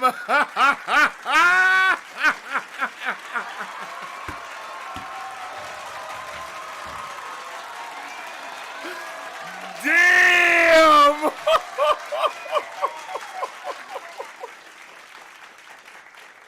I'll drink to that.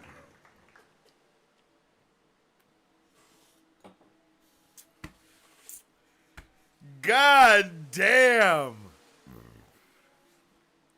That was, yo, that episode was crazy.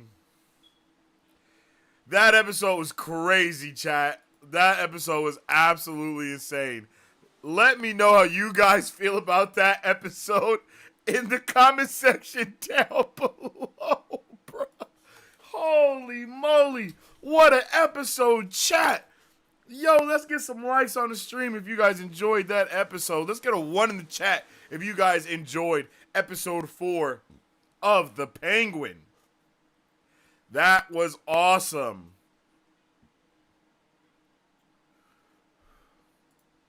Holy shit, that was magnificent. That was magnificent. Holy shit. That was such a good episode. Yo, did you like episode 4 of The Penguin, bruh?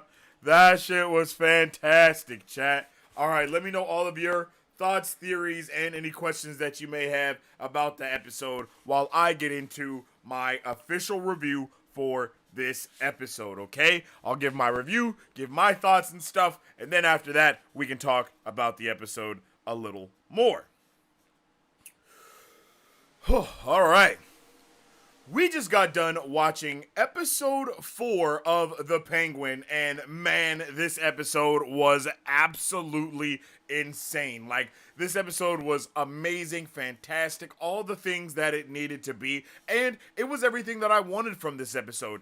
Ending last week, I was very interested in what happened when they were talking and all these other things. You know, I wanted to know so much about what was going on. What did the Maroney wife say to Penguin and Sophia when they were sitting there, you know, before they was about to die, and it all is out on the table now. And of course, we see Sophia kind of basically, we don't really get to see her react to that information. We kind of do get to see her react to it, but mostly this episode was a fantastic flashback into what happened in Arkham. Arkham and Bliss are indeed the quote-unquote comic book thing for this show, right? Like, this show has a comic book thing, and it is that. Seeing the stuff that Sophia went through in Arkham to get admitted to Arkham, seeing what the other Arkham residents, or whatever they're called, you know, whatever the other prisoners, patients, whatever you want to call them,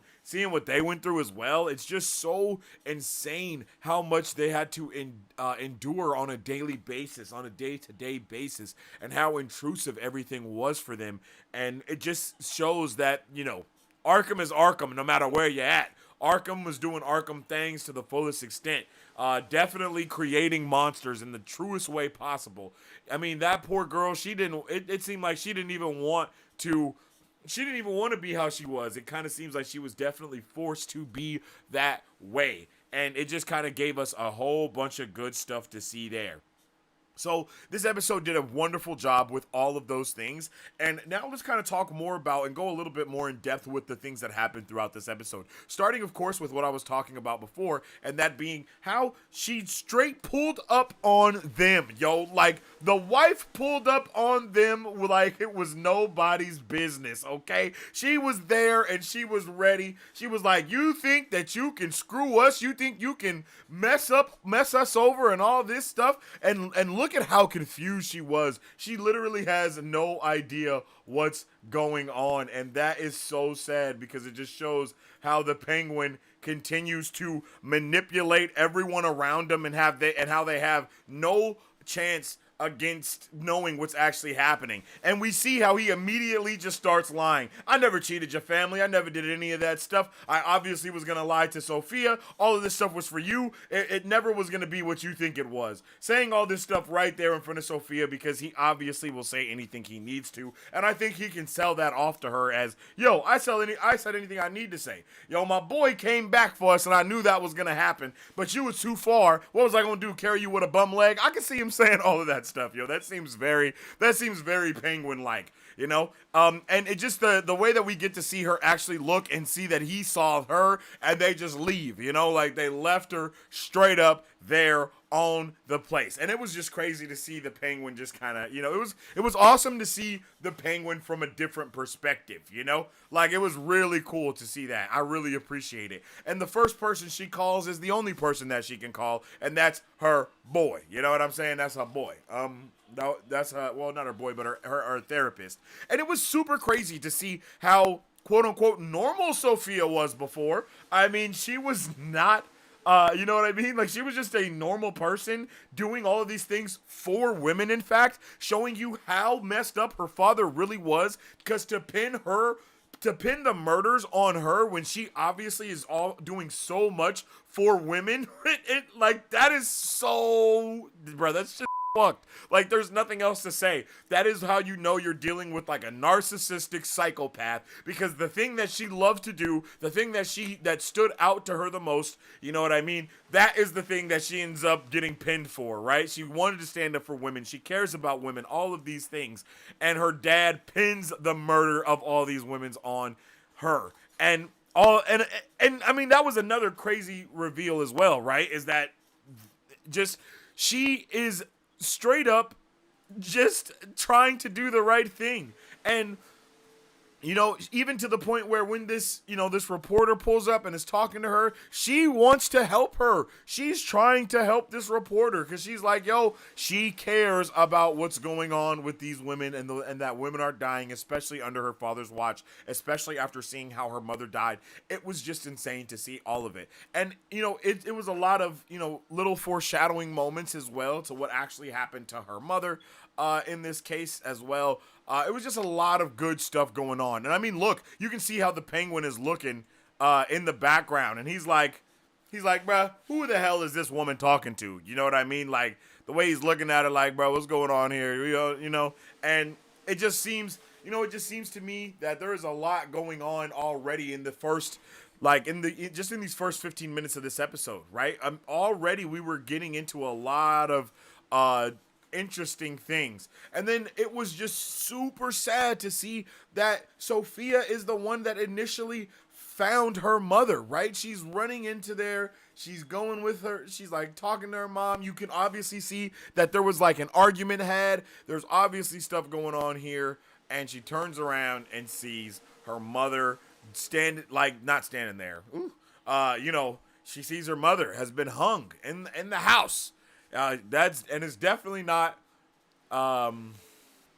you know, it doesn't look like, you know, it doesn't look like somebody that has hung themselves. It definitely looks like there was a scuffle going down or whatever, you know, so it was a lot of stuff going on. And it was also dope to see, you know, the return of her brother, and then to see her dad, and to see all of them kind of together and discussing things and talking about stuff, you know. I mean, it was just really nice to see that, you know. It was nice to see the quote-unquote the family dynamic, and to see that, you know, her brother Alberto clearly was not going to be the next in line. He is a pinhead. He's a bonehead. He had no idea what was going on with the business, with life. He was just a party boy, taking drugs and drinking. And, you know, it sucks because Sophia definitely did all of the things that she wanted to do and needed to do in order to, you know, to be the next in line, which she was. And that's something that definitely raised concerns for me with her brother. Like, yo, is her brother, you know, what's going on with her brother? Even right here, right? Her brother is like, even back in the day, her brother was disrespecting Penguin, right? I mean, Oz, whatever, you know, disrespecting him, you know? And she's like, she was sticking up for him then, like, hey, yo, don't call him that, you know what I mean? All this stuff. And it was just nice to see. It was just really nice to see the dynamic between them. And I mean, if you look at the looks that he gave her as they're talking, right? It was very peculiar, to say the very least. Look at him. Like, I mean, that look is just a look of, like, I don't know. He just doesn't seem trustworthy. And I know he's a drophead, he's a knock, all these things, but there's just something about what's going on here that just rubs me the absolute wrong way. And of course, Penguin always ear hustling and always paying attention to what's going on. And you know, he's always using the information at his disposal. And you know, the Penguin doesn't know the other half of all the stuff that's going on. He only knows one half of the things. And that's her half. That's what's going on that he's there with, right? And then when she finally makes the decision to go and see Summer Gleason, the person that is belonging to the Gotham Gazette, she basically lays out all of the evidence to show that women have been being murdered in all of her father's clubs for a while now. Her father is straight up, heavily implying that her father is a straight up serial killer and has been murdering these women for a while. And it is just absolutely diabolical to even see that happening, to see that going down. You know, and it's when she looks at not the wounds, but the scratching and the scratch marks what is it called? The fingernails. She sees the fingernails. She sees how the cuticles look. She sees how it looks when they're, you know, for the fight back. And it reminds her of what her mother's, you know, like she looks at it and then she immediately remembers how her mother's fingers looked that night as well. And they look the same way. Her mother's fingers look the same way. And then her dad comes in. And when her dad comes in, I mean, that is not the reaction of someone who didn't, you know, whose wife just committed suicide, brother. He's not even crying. I don't know, yo. I don't know, bruh. It's heavily implied that it's the daddy. It's heavily implied that the daddy is the serial killer, the murderer. And you know, I kind of feel like that as well, you know? You know, like, I am also feeling like, hey, her daddy is the culprit, you know? And then she had Oz the Penguin drive her to the meeting. So he knows everything that's going on.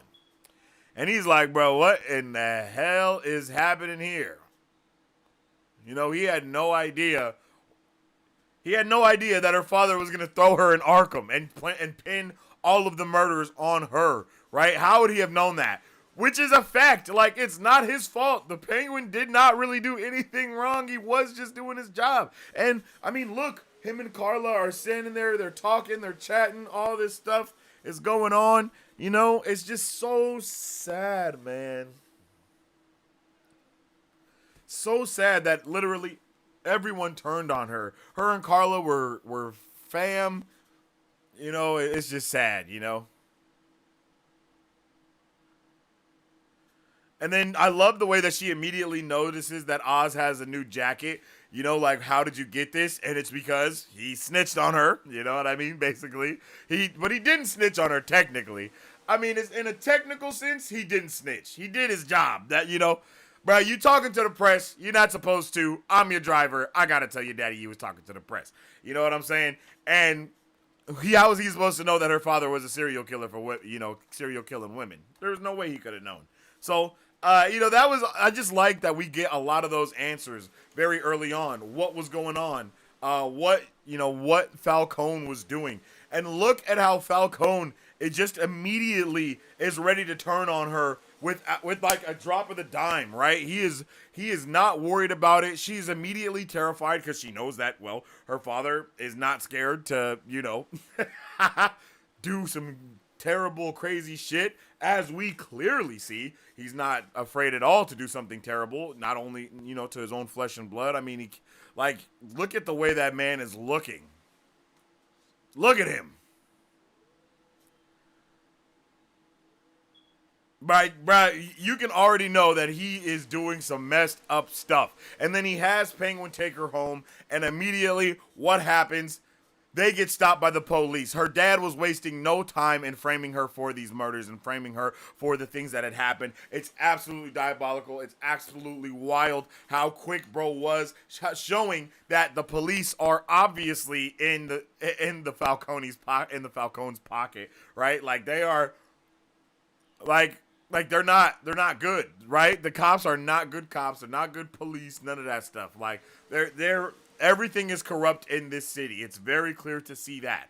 And it was very sad to see how, once again, how regular, how normal she was before. Like, 'cause she was so very normal. Like, she was not someone that should have been put into Arkham.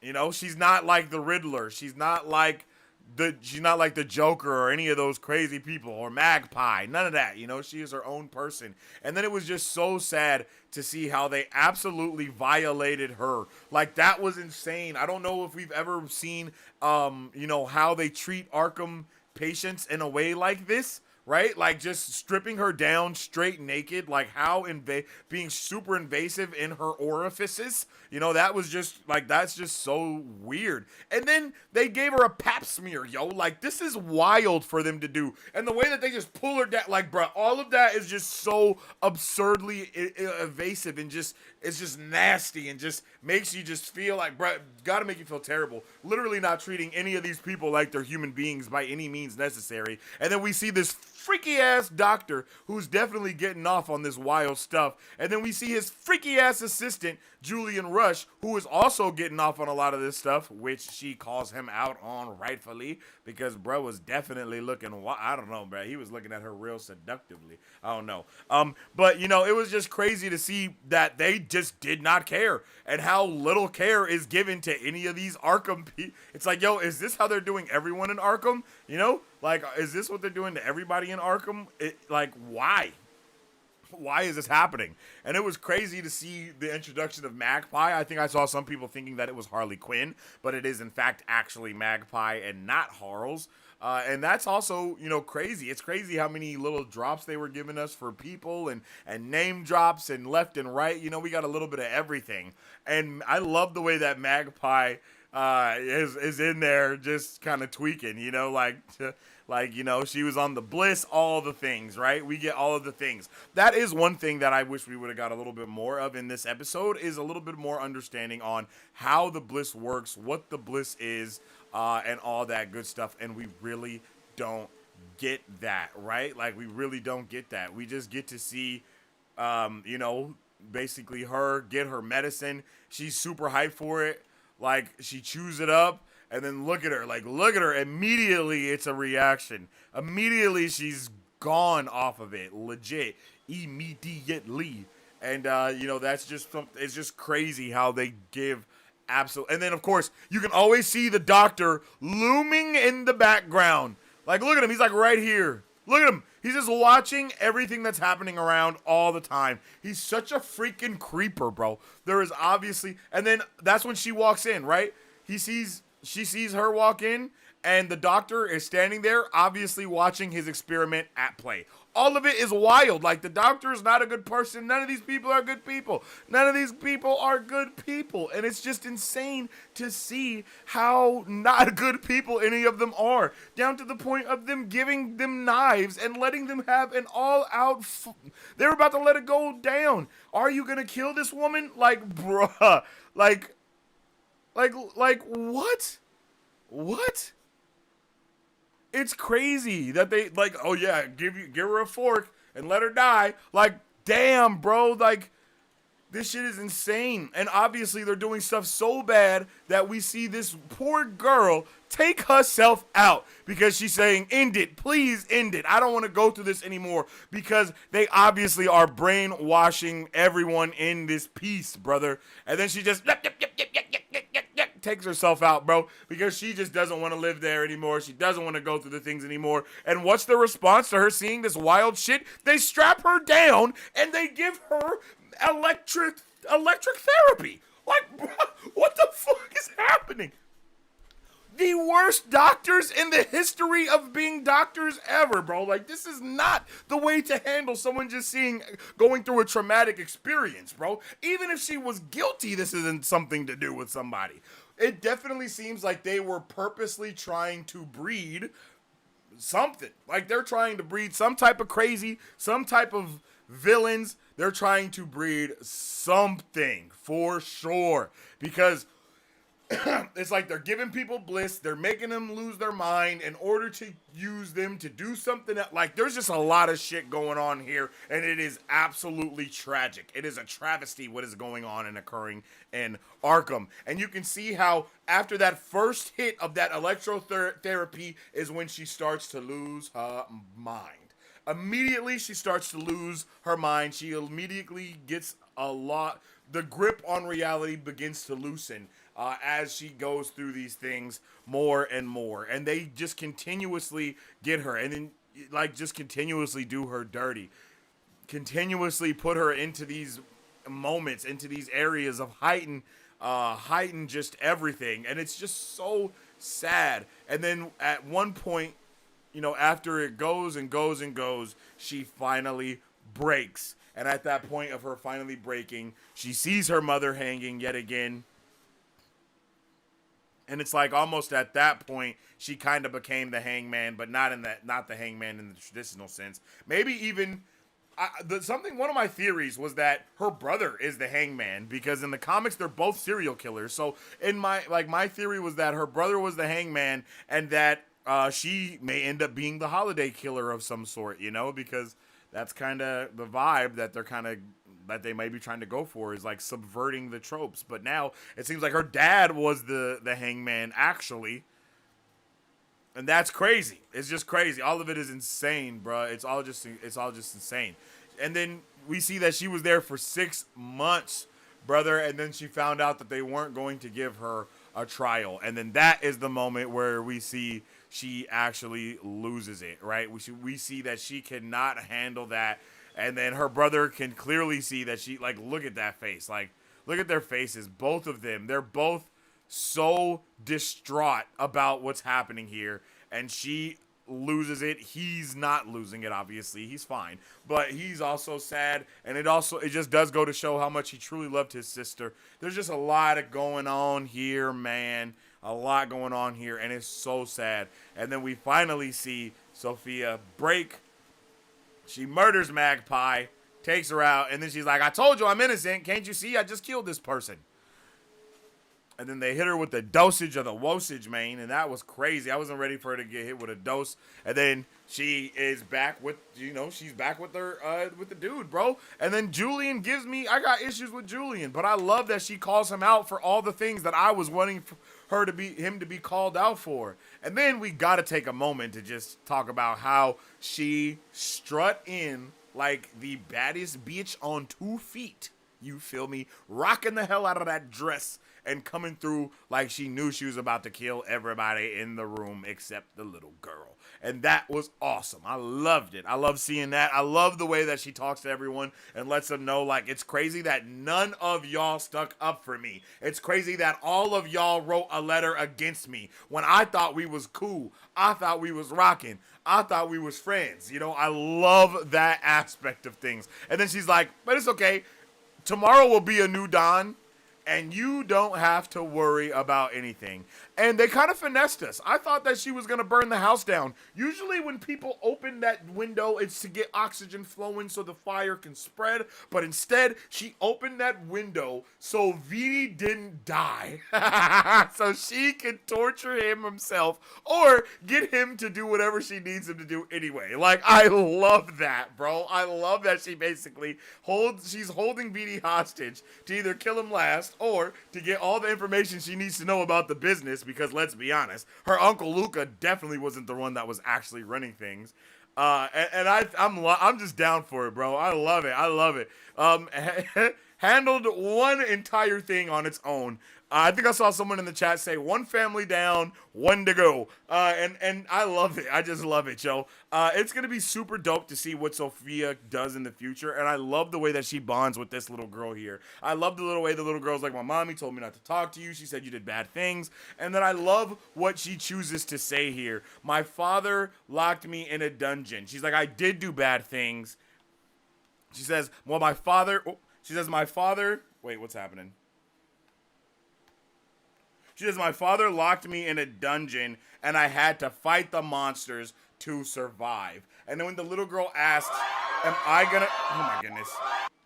And the little girl asks, am I gonna get locked away? She says, no, you don't have to worry about that. I'm gonna make sure that you never have to fight any monsters. And that's because she's killed everyone in the household.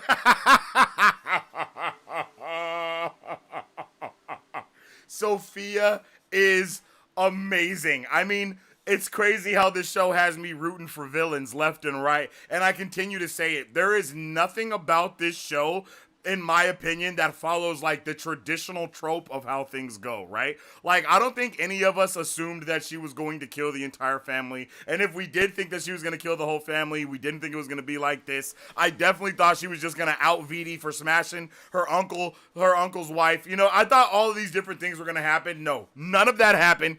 Nah, she just murdered everyone using cyanide in the vents, basically. And then I love the way that she kind of just hops, skips, and dances through the mansion as this happens, showing that, yeah, she kind of has lost her ever-loving mind. Like, look at her. Look at how she's strutting. Look at her.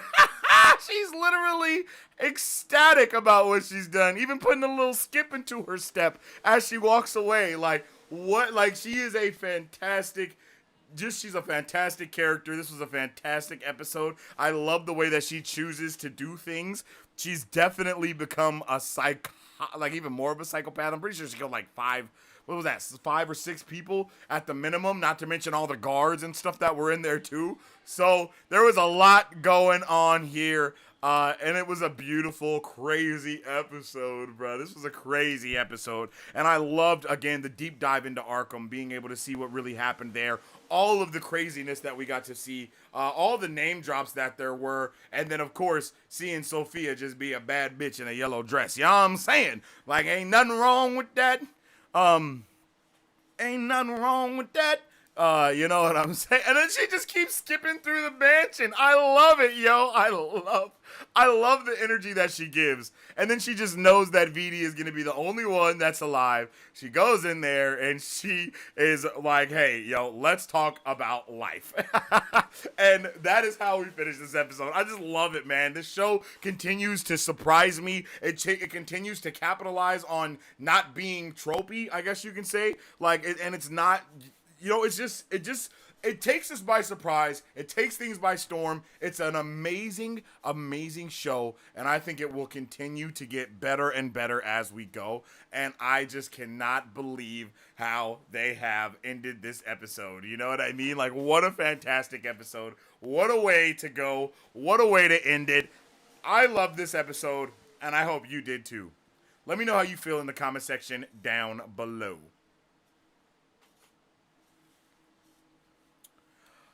All right, chat, that episode was fantastic. I'm going to jump back into chat right now and read your thoughts, theories, and opinions on this episode. So let me know how you guys are feeling. And if you want a comment showcase, or if you want me to really deep dive into your question, you can always send a super chat and I will get to that just in case I don't get to all the comments, of course. Just finished the episode. What a great character. I agree, Cobb. I agree. The episode was fantastic. I hope you guys all enjoyed that episode.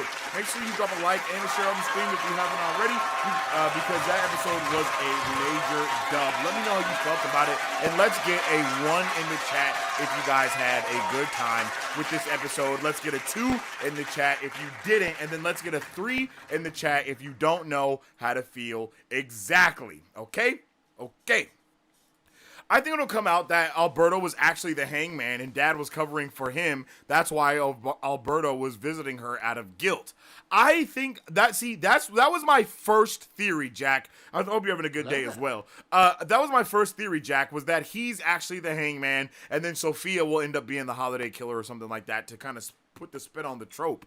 But I have a hard time believing that Alberto would have killed their mother. I don't think we've seen anything about him having any negative feelings toward their mother in the first place. But we know for sure that Falcone, he's smashing other women all the time. Like, he got a whole other daughter. Catwoman is his daughter. We can't forget about that, right? She is a Falcone as well. So that's definitely something for the mama to be mad about and to be arguing with him about. And maybe he killed her because they were arguing about that. You know, that is very much a possibility. But I would like to see Alberto be the villain guy instead, because then that would be a reason for her not to be mad at Penguin anymore. You know, just saying. That would be a reason for her not to be mad at Penguin. To be like, well, I killed your brother, but technically he's the one that was killing all the women and blamed it on you. You know what I'm saying? I didn't know that at the time, but, you know, 2 birds, 1 stone.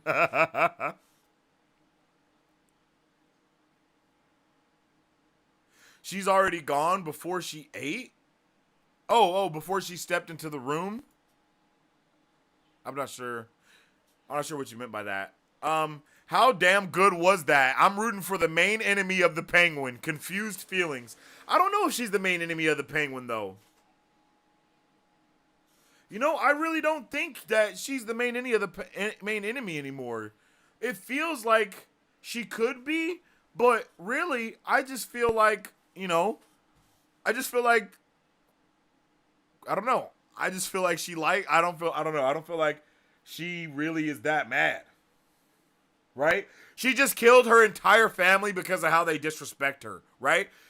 So her brother obviously has been disrespecting Penguin in front of her even when they were young. I think she could understand it, right? Her and Penguin are very similar type of characters. She loved her brother though, so I don't think she could forgive him or anything like that. But I think she could understand it and probably work with him still. Because bro, the way that her brother treated the Penguin is the same way that everyone in her family was treating her. Right? They have that in common. They understand that. Sophia and Selena gotta meet up now. Sisters. That's true. Sister. Yeah, I would love to see them on screen together. Now, that's someone that they could probably afford to put on this show, right? They could, I think so. Selena, what is Selena Kyle's actress's name?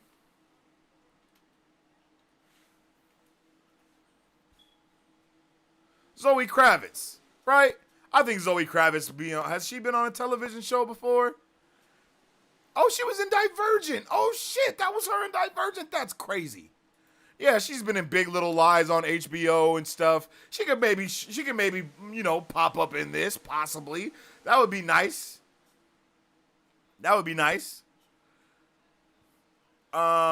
Difference between how she perceived the world versus what the world actually is for her. Yeah. I agree. Facts.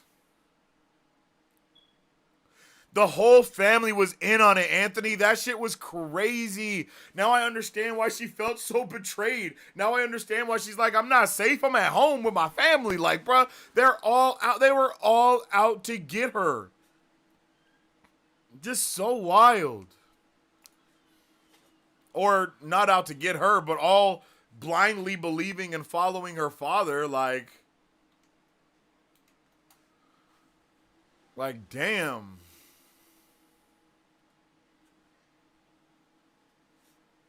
Magpie, and I mean, it was dope to see Magpie, but like the introduction of Magpie just shows you how real that they are trying to do things and how not comic booky they are. You know what I mean? I'm just saying, you know, like. You know, like that was definitely a different take on Magpie. I'm down for it though, but I'm just saying, like, nothing is gonna be comic booky at all. Arkham at its finest is the best way to put it, bro, because that shit was crazy. Definitely a roller coaster episode. I could not, like, it was just the ups, the downs, the lefts, the rights, the betrayal, the just everything, bro. Literally just everything.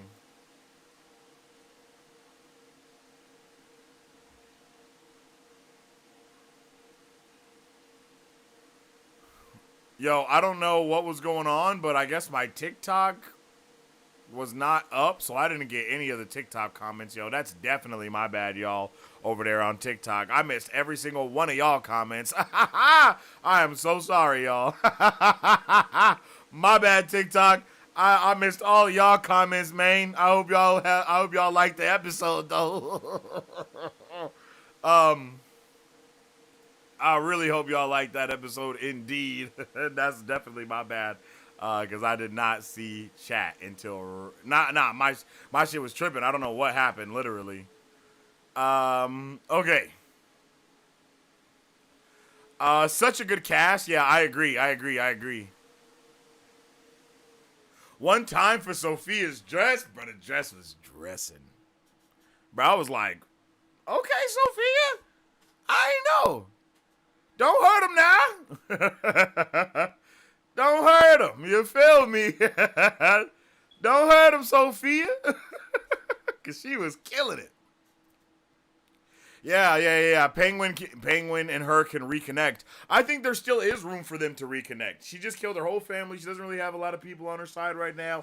I think that her and Penguin will talk. I think she's going to want to kill the Penguin, but I don't think that they're going to be mortal enemies by any means. Like, I think that they'll probably get on the same page at some point.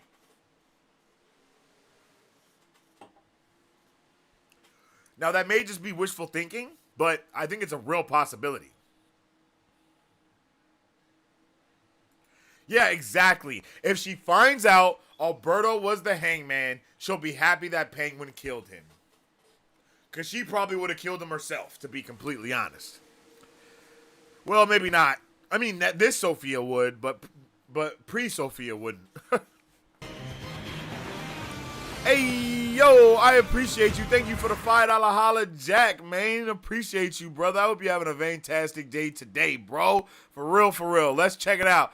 Can you give us some history on Sophia in the comics? Is she a good character in those? Okay, so short answer, Sophia is not a... Well, when you say good character, and again, thank you for the $5 holla. When you say a good character... I'll say, yes, she is a good character as far as, like, development goes, but she is a villain, like, 100%. She is a villain. She is the hangman. In the comics, I don't have a big book of DC to give you a full-blown rundown. I still need to get one of those. But in the comics, Sophia is the hangman, right? Her and Catwoman, they get into an argument at one point. Catwoman, like, throws her out of a building, and then she ends up, like, getting paralyzed. Sophia does, right? After Sophia gets paralyzed, there is a string of murders that happen throughout Gotham for the police. Police officers are found, and they're strung up by their neck throughout the city, and therefore deeming somebody, the killer, as the hangman. Now, at this time, Sophia, since she got paralyzed from getting thrown out of the thing, she's in a wheelchair. You feel me? She's rocking and she's rolling. So she's in the wheelchair and she's doing their thing there. But then it is later revealed that she has actually been faking she is faking being paralyzed. She's not actually paralyzed. She doesn't really need the wheelchair at all. Like, at all. And then it is revealed that she is, in fact, the hangman. So it was really crazy. It's really crazy to see how they're kind of taking her character and kind of flipping that, I don't want to say trope, but kind of flipping that on itself, right? They're flipping it over on itself because they're like, hey, this is this is the show, this is what's going on, yes, but also, this is also what's going, this isn't the exact same of the show, and that's why they are taking some creative liberties, but the creative liberties are welcomed, I feel, in this notion, because of how good that they're doing it. And like I said, that's kind of like a brief rundown of Sophia Falcone, not a huge one by any means, but, she obviously... and another thing, I'm pretty sure she was like she was depicted a little bit bigger. In some comics, right? I don't know if you've seen Batman, not Brave and the Bold, Batman. What is the new Batman movie, the Batman show that just came out? It's on Prime Video. It's an amazing show if you guys haven't seen it. Batman, Caped Crusader. In Caped Crusader, it is revealed. No. In Caped Crusader, we see the Penguin. And the Penguin is a woman, but the Penguin is a big woman, right? She's a big woman. Got a lot to love, you know what I'm saying? And that is kind of the vibe that Sophia was in the show. Like that's she's obviously not a big woman here. But that's how Sophia was in the comics. She was a bigger woman, kind of like how the Penguin was in Caped Crusader, you know, more to love. But I guess to give you more of a textbook rundown, Sophia Falcone was the ruthless, vengeful, and manipulative Gotham City crime lord and daughter to of course, Carmine Falcone. She became a great enemy of Batman, both as the head of the Falcone crime family and as the serial killer known as the Hangman. Sophia Falcone was born to Louisa and Carmine Falcone, who was the head of the Falcone family. Carmine raised Sophia in a very tough manner, training her to be a manipulative criminal just like him. Sophia grew up to be manipulative as well as incredibly strong and rage-filled, moving with violent aggression as opposed to her father's cold indifference. Despite Carmine's tough love approach to raising her, Sophia greatly admired and loved her father very, very much. And she was the most loyal to him out of her siblings. Mario, who I don't believe exists in the Batman crime, what is it called? The Batman Epic Crime Saga. I don't believe that Mario exists here.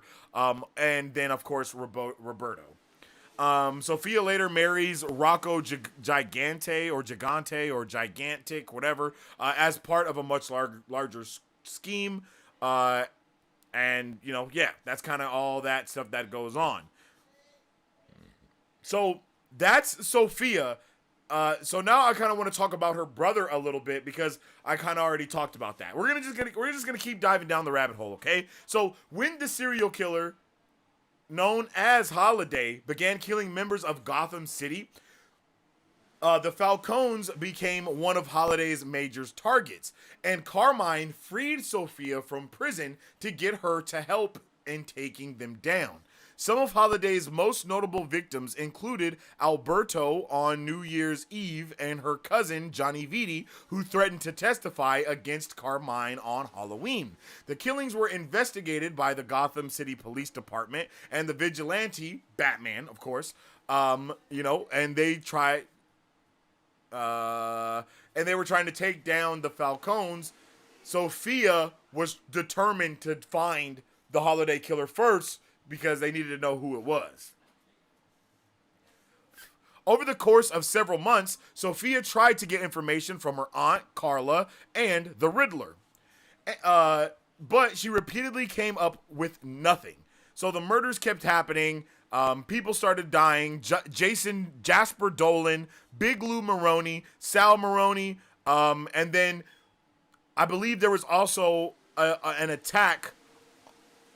Yeah. And then the murder of Big Lou Maroney is what prompted basically that's Sal Maroney attacked Harvey Dent with acid because of Big Lou dying. So Harvey Dent becoming Two-Face is also tied into the Holiday killer, as well as Sophia becoming the Hangman.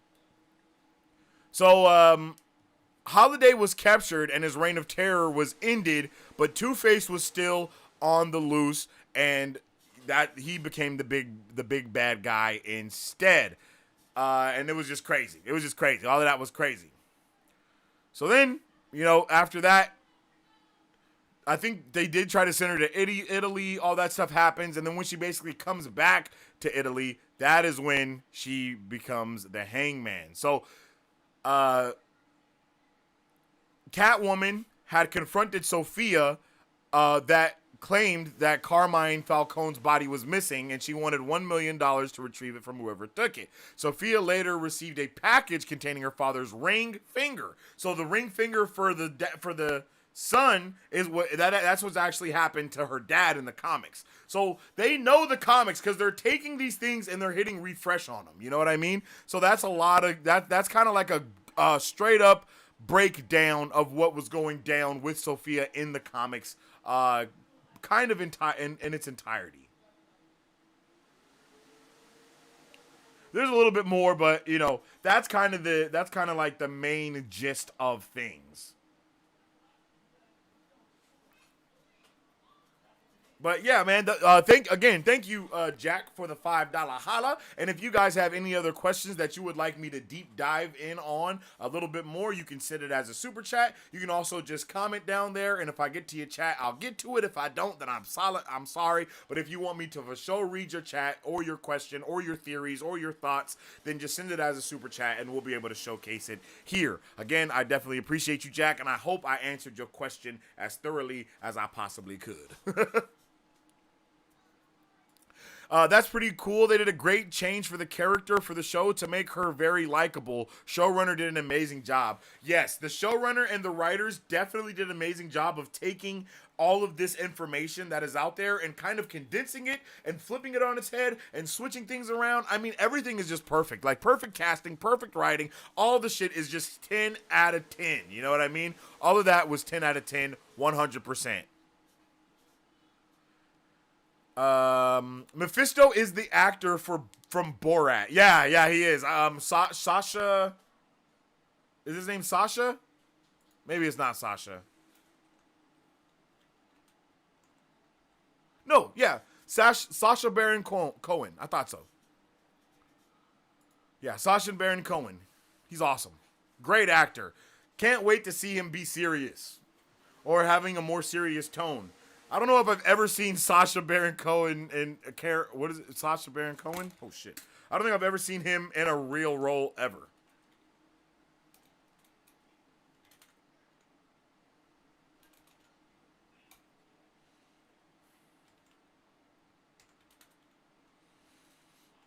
Yeah, he's a straight comedian.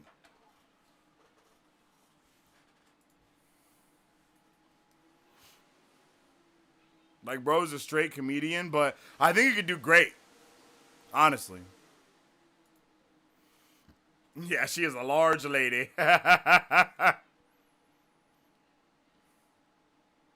Kristen deserves an Emmy and best episode yet. Yeah, I definitely agree. It definitely was a good... I don't know about the best episode yet, yes. I don't know about best episode yet.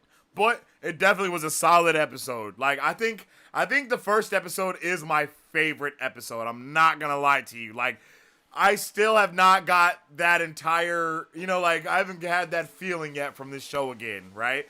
Like, that first episode for me is like, all these episodes have been super good, but that first episode is a goddamn masterpiece. I mean, the foreshadowing in it, and for just being a first episode, the foreshadowing, the call, like, all of it is just beautiful. And the way that episode has set up the rest of this season as well, like, damn. Like, that first episode hits harder and harder after every other episode that I watch. Like, this... Every episode makes me like the first episode even more. Like, even more. And I like that they kind of hinted that maybe Hugo Strange is somewhere in Arkham, right? Like, they definitely hinted that. Because obviously the first Doctor isn't Hugo Strange, right? Like, obviously, right?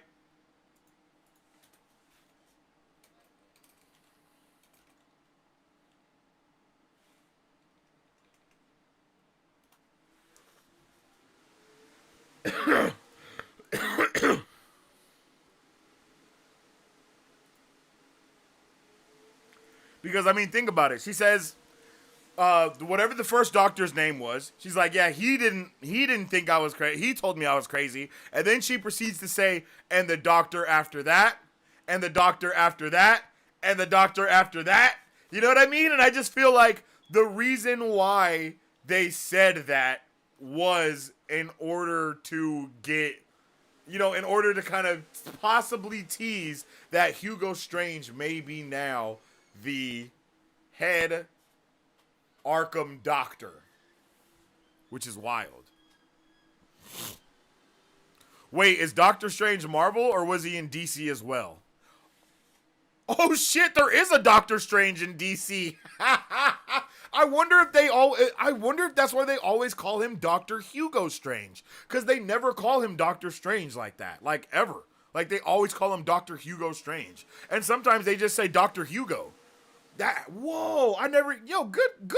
Good call on that, Jack. I never even noticed that, bro. Yeah, Doctor Strange in Marvel is Dr. Stephen Strange, and then Doctor Strange in DC is Dr. Hugo Strange. I have literally never made that type of connection that there are two Doctor Stranges. That's wild. Never made that connection, bro. But yeah, you're right. Yeah, there is a Marvel Doctor Strange as well and a DC Doctor Strange, but they're not the same one. Whoa, that kind of freaked my mind. Yo, yeah. I really wasn't prepared for any of the amazingness that we got to see in this episode today. Sophia, definitely a standout. I am so happy that we got to have a full episode of nothing but Sophia. Like, that was awesome, bruh. Like, that was awesome. You know what I mean? Like, as much as I love me some POVs, chat, and I love me some POVs. If y'all have been here for book club or anything, then y'all know that I love POVs. Like, POVs is my shit. I still loved getting nothing but Sophia's POV in this episode. Like, it was awesome, bro. It was great to see nothing but Sophia. It was great to deep dive into her character more, see how normal she was before, see how broken she really got, how they really broke her, how they changed her, how much they actually took part in creating her as a quote-unquote monster. You know, I love the fact that she says, my dad locked me in a dungeon with monsters, and then I had to fight to survive. You know, she's like, I had to become a monster to beat the monsters, and now I'm here. So yeah, I might be a little scary, but I promise you, I'm nowhere near as scary as them, and I promise you, I will never let them lock you in a dungeon. And that was damn near, we could have just ended the episode right there. Like, we could have ended the episode right there. You feel me? Like, I would have loved if it was a little reversed, but we wouldn't have been able to have it reversed because she would have needed to talk to bruh, you know? You know? So that was definitely dope to see, though.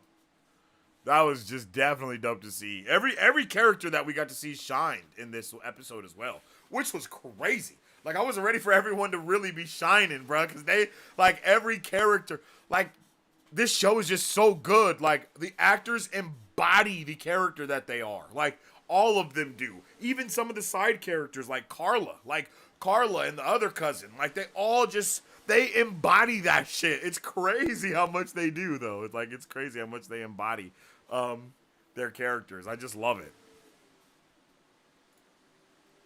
Hey, I agree, Luis, excuse me. I agree so much, man.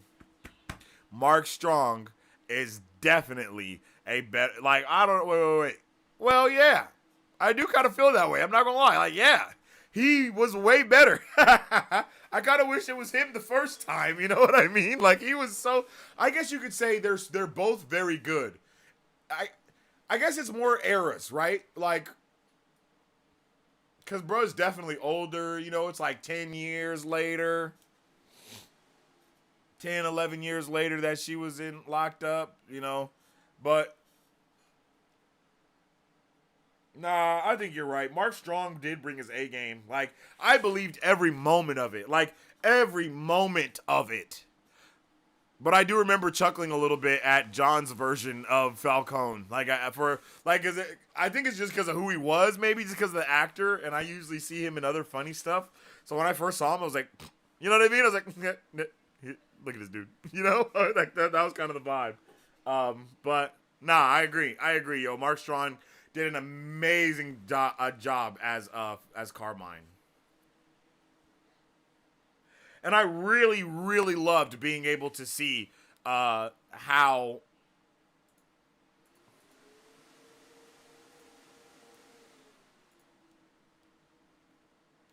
I love seeing how the Penguin and Sophia really interacted with each other.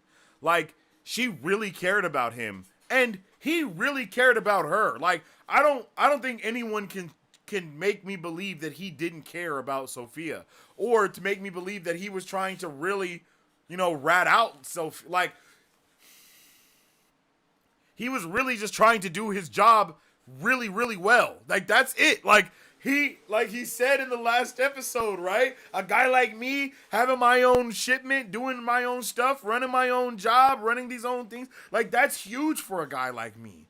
And I'm like, oh, it is huge for a guy like him. Like, I love it. I just love that. I love the way that it's all framed. I love how it all just came together in the end.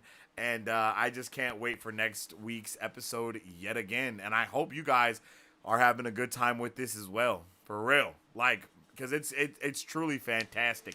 And it's also pretty diabolical.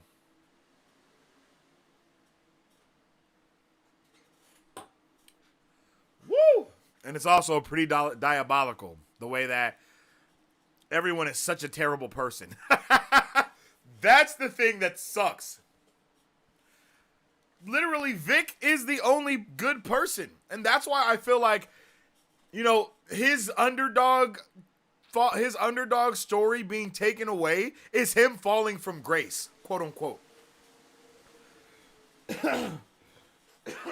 Because, there are some people that are out there cheering for Vic to kind of come back to the light side and, like, hopefully he finds out what he's doing is wrong. Some people were really bummed out that Vic didn't leave in the last week's episode because they wanted him to kind of not be with the Penguin, because it's like, bro, Penguin's a bad influence, all these things. And I could definitely understand where they're coming from with that.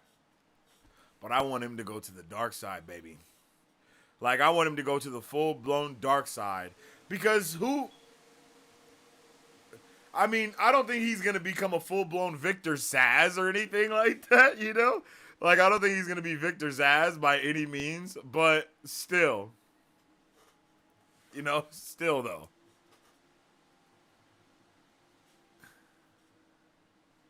Like, still, though. It would be dope to see Victor Zsasz be that type of person.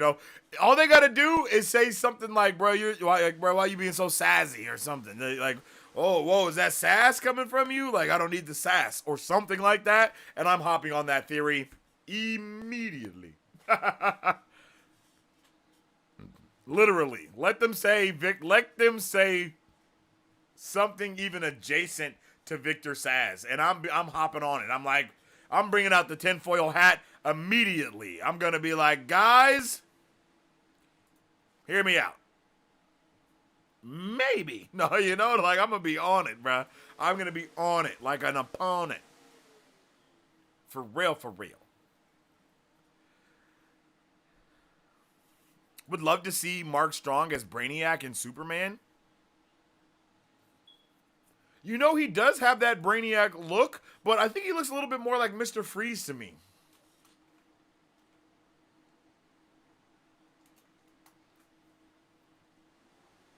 No, he does have that Brainiac look, though. But he really looks like Mr. Freeze to me, though. I'm not gonna lie. Like, he looks a lot like Mr. Freeze. He has, like, Freeze's head shape. Low-key got bruh's nose shape, too. You know what I mean? Like, he looks a lot like Mr. Freeze. That would be dope to see.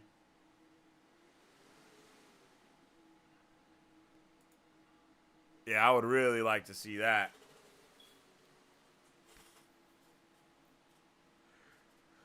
I want Ralph Fiennes as Mr. Freeze. Ralph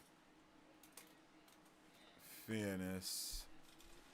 Oh, bro is a good ass actor. You talking about Lil, bro? Because this dude looks like I have a very particular set of skills. I can't think of what his name is, but that's who this dude reminds me of. He looks like his little brother. He looks like he could be brother's little brother, literally. Ralph Fiennes looks like he could be that dude's little, whatever brother's name is. I can't think of his name right now, but he looks like he's literally his little brother.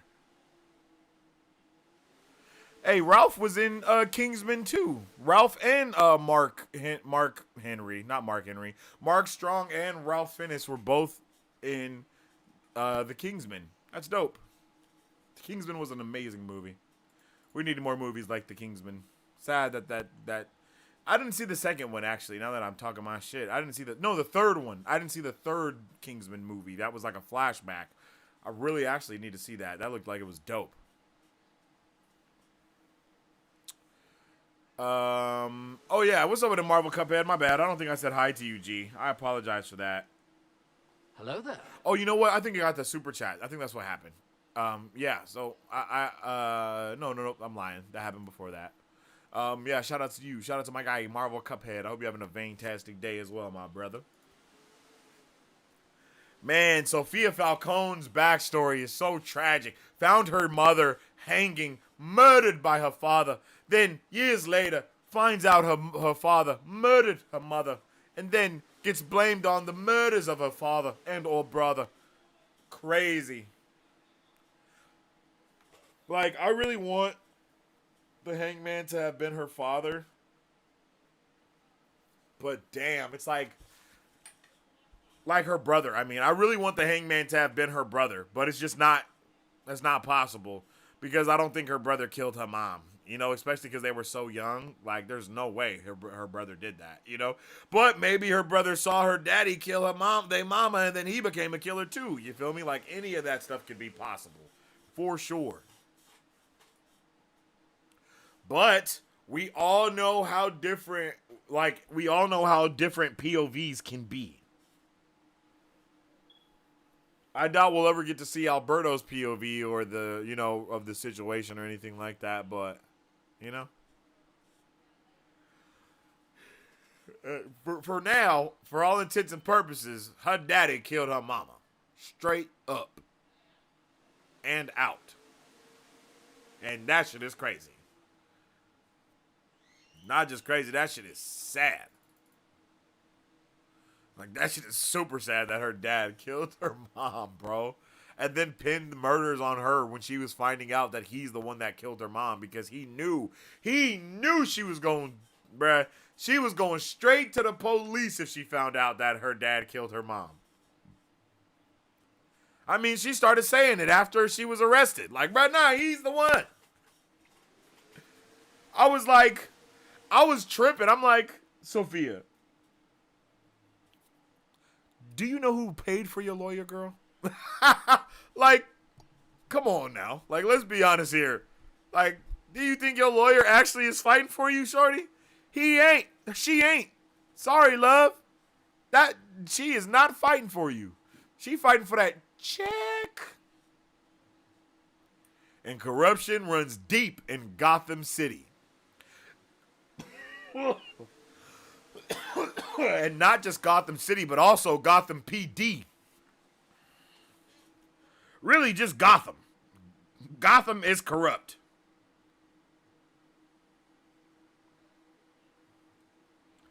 There ain't nothing else to say about it.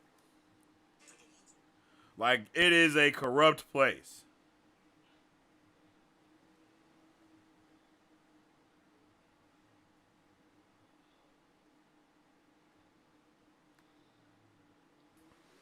Oh, shit. See, originally when this show was announced, it was going to, I think the show was going to be the Gotham PD show or the Arkham Asylum show, right? Like, we were supposed to get a show about either Gotham PD or Arkham Asylum, and it was supposed to further the world of the Batman and all this stuff, and I think they ended up making the Gotham PD show the Penguin. So I don't think we're getting the Gotham PD show anymore because it would have been too much like Gotham. I don't know if that's a CW show. It might be, but Gotham, the show that aired on television, and that is pretty solid. You know what I mean? Like, that is definitely pretty solid, and I really like Gotham. I'm happy that they changed this to the Penguin instead, but it may be possible that we still get that spin-off series for Arkham Asylum from this, and this just be a brief look into it. Even with the character of I was about to say Ralph Boner. What the hell was her psychiatrist's name? It was not Ralph Boner. I know that for a fact. But Sophia's psychiatrist turned like boyfriend or whatever the hell is going on there, right? He could definitely show up in the Arkham Asylum show if they choose to do that, because it definitely could. They definitely could do that. I would love if they did something like that, but they probably won't. Oh, Gotham is the CW. Okay, I thought so. There are 3 different shows: Gotham, PD, Arkham, and Penguin. Oh, Gotham, PD, Arkham, and Penguin. They folded them all into the Penguin. Oh, so all of those shows are now just Julian Rush. That's his name. So all the shows are now just the Penguin. Damn, that's kind of sad. I'm not gonna lie. I wish they didn't axe all 3 of them. I wish they just axed. Like, I could understand Gotham PD because it's literally the show, but I would love to see the Arkham Asylum. I would love to see that Arkham Asylum show with the Penguin in the Batman's universe. Yeah, that would be dope. The Asylum show is going to be a DCU show now. Oh, really? I don't know about that one. I gotta look into that. I don't know. Maybe. I know there's a lot of stuff going over there at the DCU, so you may be right. But I'm gonna have to fact check it and then I'll get back to you. Damn. But with all that being said, I definitely appreciate each and every one of you guys for tuning in with me on today's episode of Marvel Bros, where we did our watch party and review for episode 4 of The Penguin. It was another amazing episode. We got to get all of the things that we wanted from to see Sophia and all of that. It was just, we got to see all of it. And I was so pleased with every single aspect that we got to see. And I hope you guys were too. If you haven't already, make sure you drop a like and a share on the stream because it helps out tremendously around these parts. You can also support us by either dropping a super thanks on the video, dropping a super chat. If you're watching on the playback, I think you can do a super thanks. I think that's how that works. Or you can become a Brovenger and also join the Patreon, where you will get access to behind the scenes content, these full watch parties, and be able to see all of the things that are going on and not have to be blocked out because of YouTube doing all these YouTube things. You know, you'll get full access to all that content that we have over there. So definitely go and check it out as soon as you can. Patreon.com/Marvel Bros to stay up to date with all that stuff. All the links are in the description box below. You can help us out however you see fit. And I appreciate you guys for show. It's been a really good day today. I ain't gonna lie. I'm excited about the show. The show is amazing.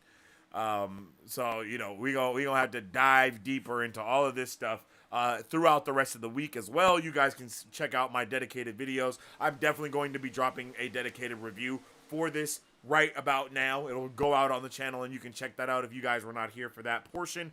I definitely appreciate you guys, and I hope you guys all have a fantastic day. Make sure you follow us on social media at Marvel Bros to stay up to date with all things Marvel and everything pop culture. You can also follow me on social media at Sensei Finito to stay up to date with all my thoughts, theories, and opinions on whatever particular thing we may be taking in at that particular time. And with all that being said, again, I appreciate each and every one of you guys. And as I always say, stay awesome, stay nerdy, and don't forget to stay marvelous.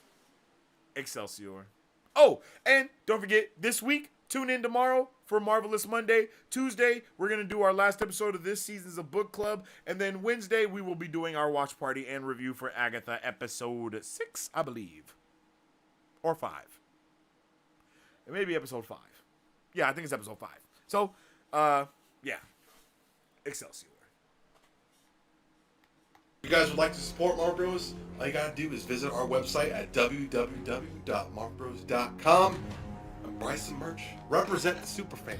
Or you can join our Patreon to get early access to content, patron-only scoops, giveaways, private Q&As, and those sacred watch parties. We appreciate you guys. We'll catch you later.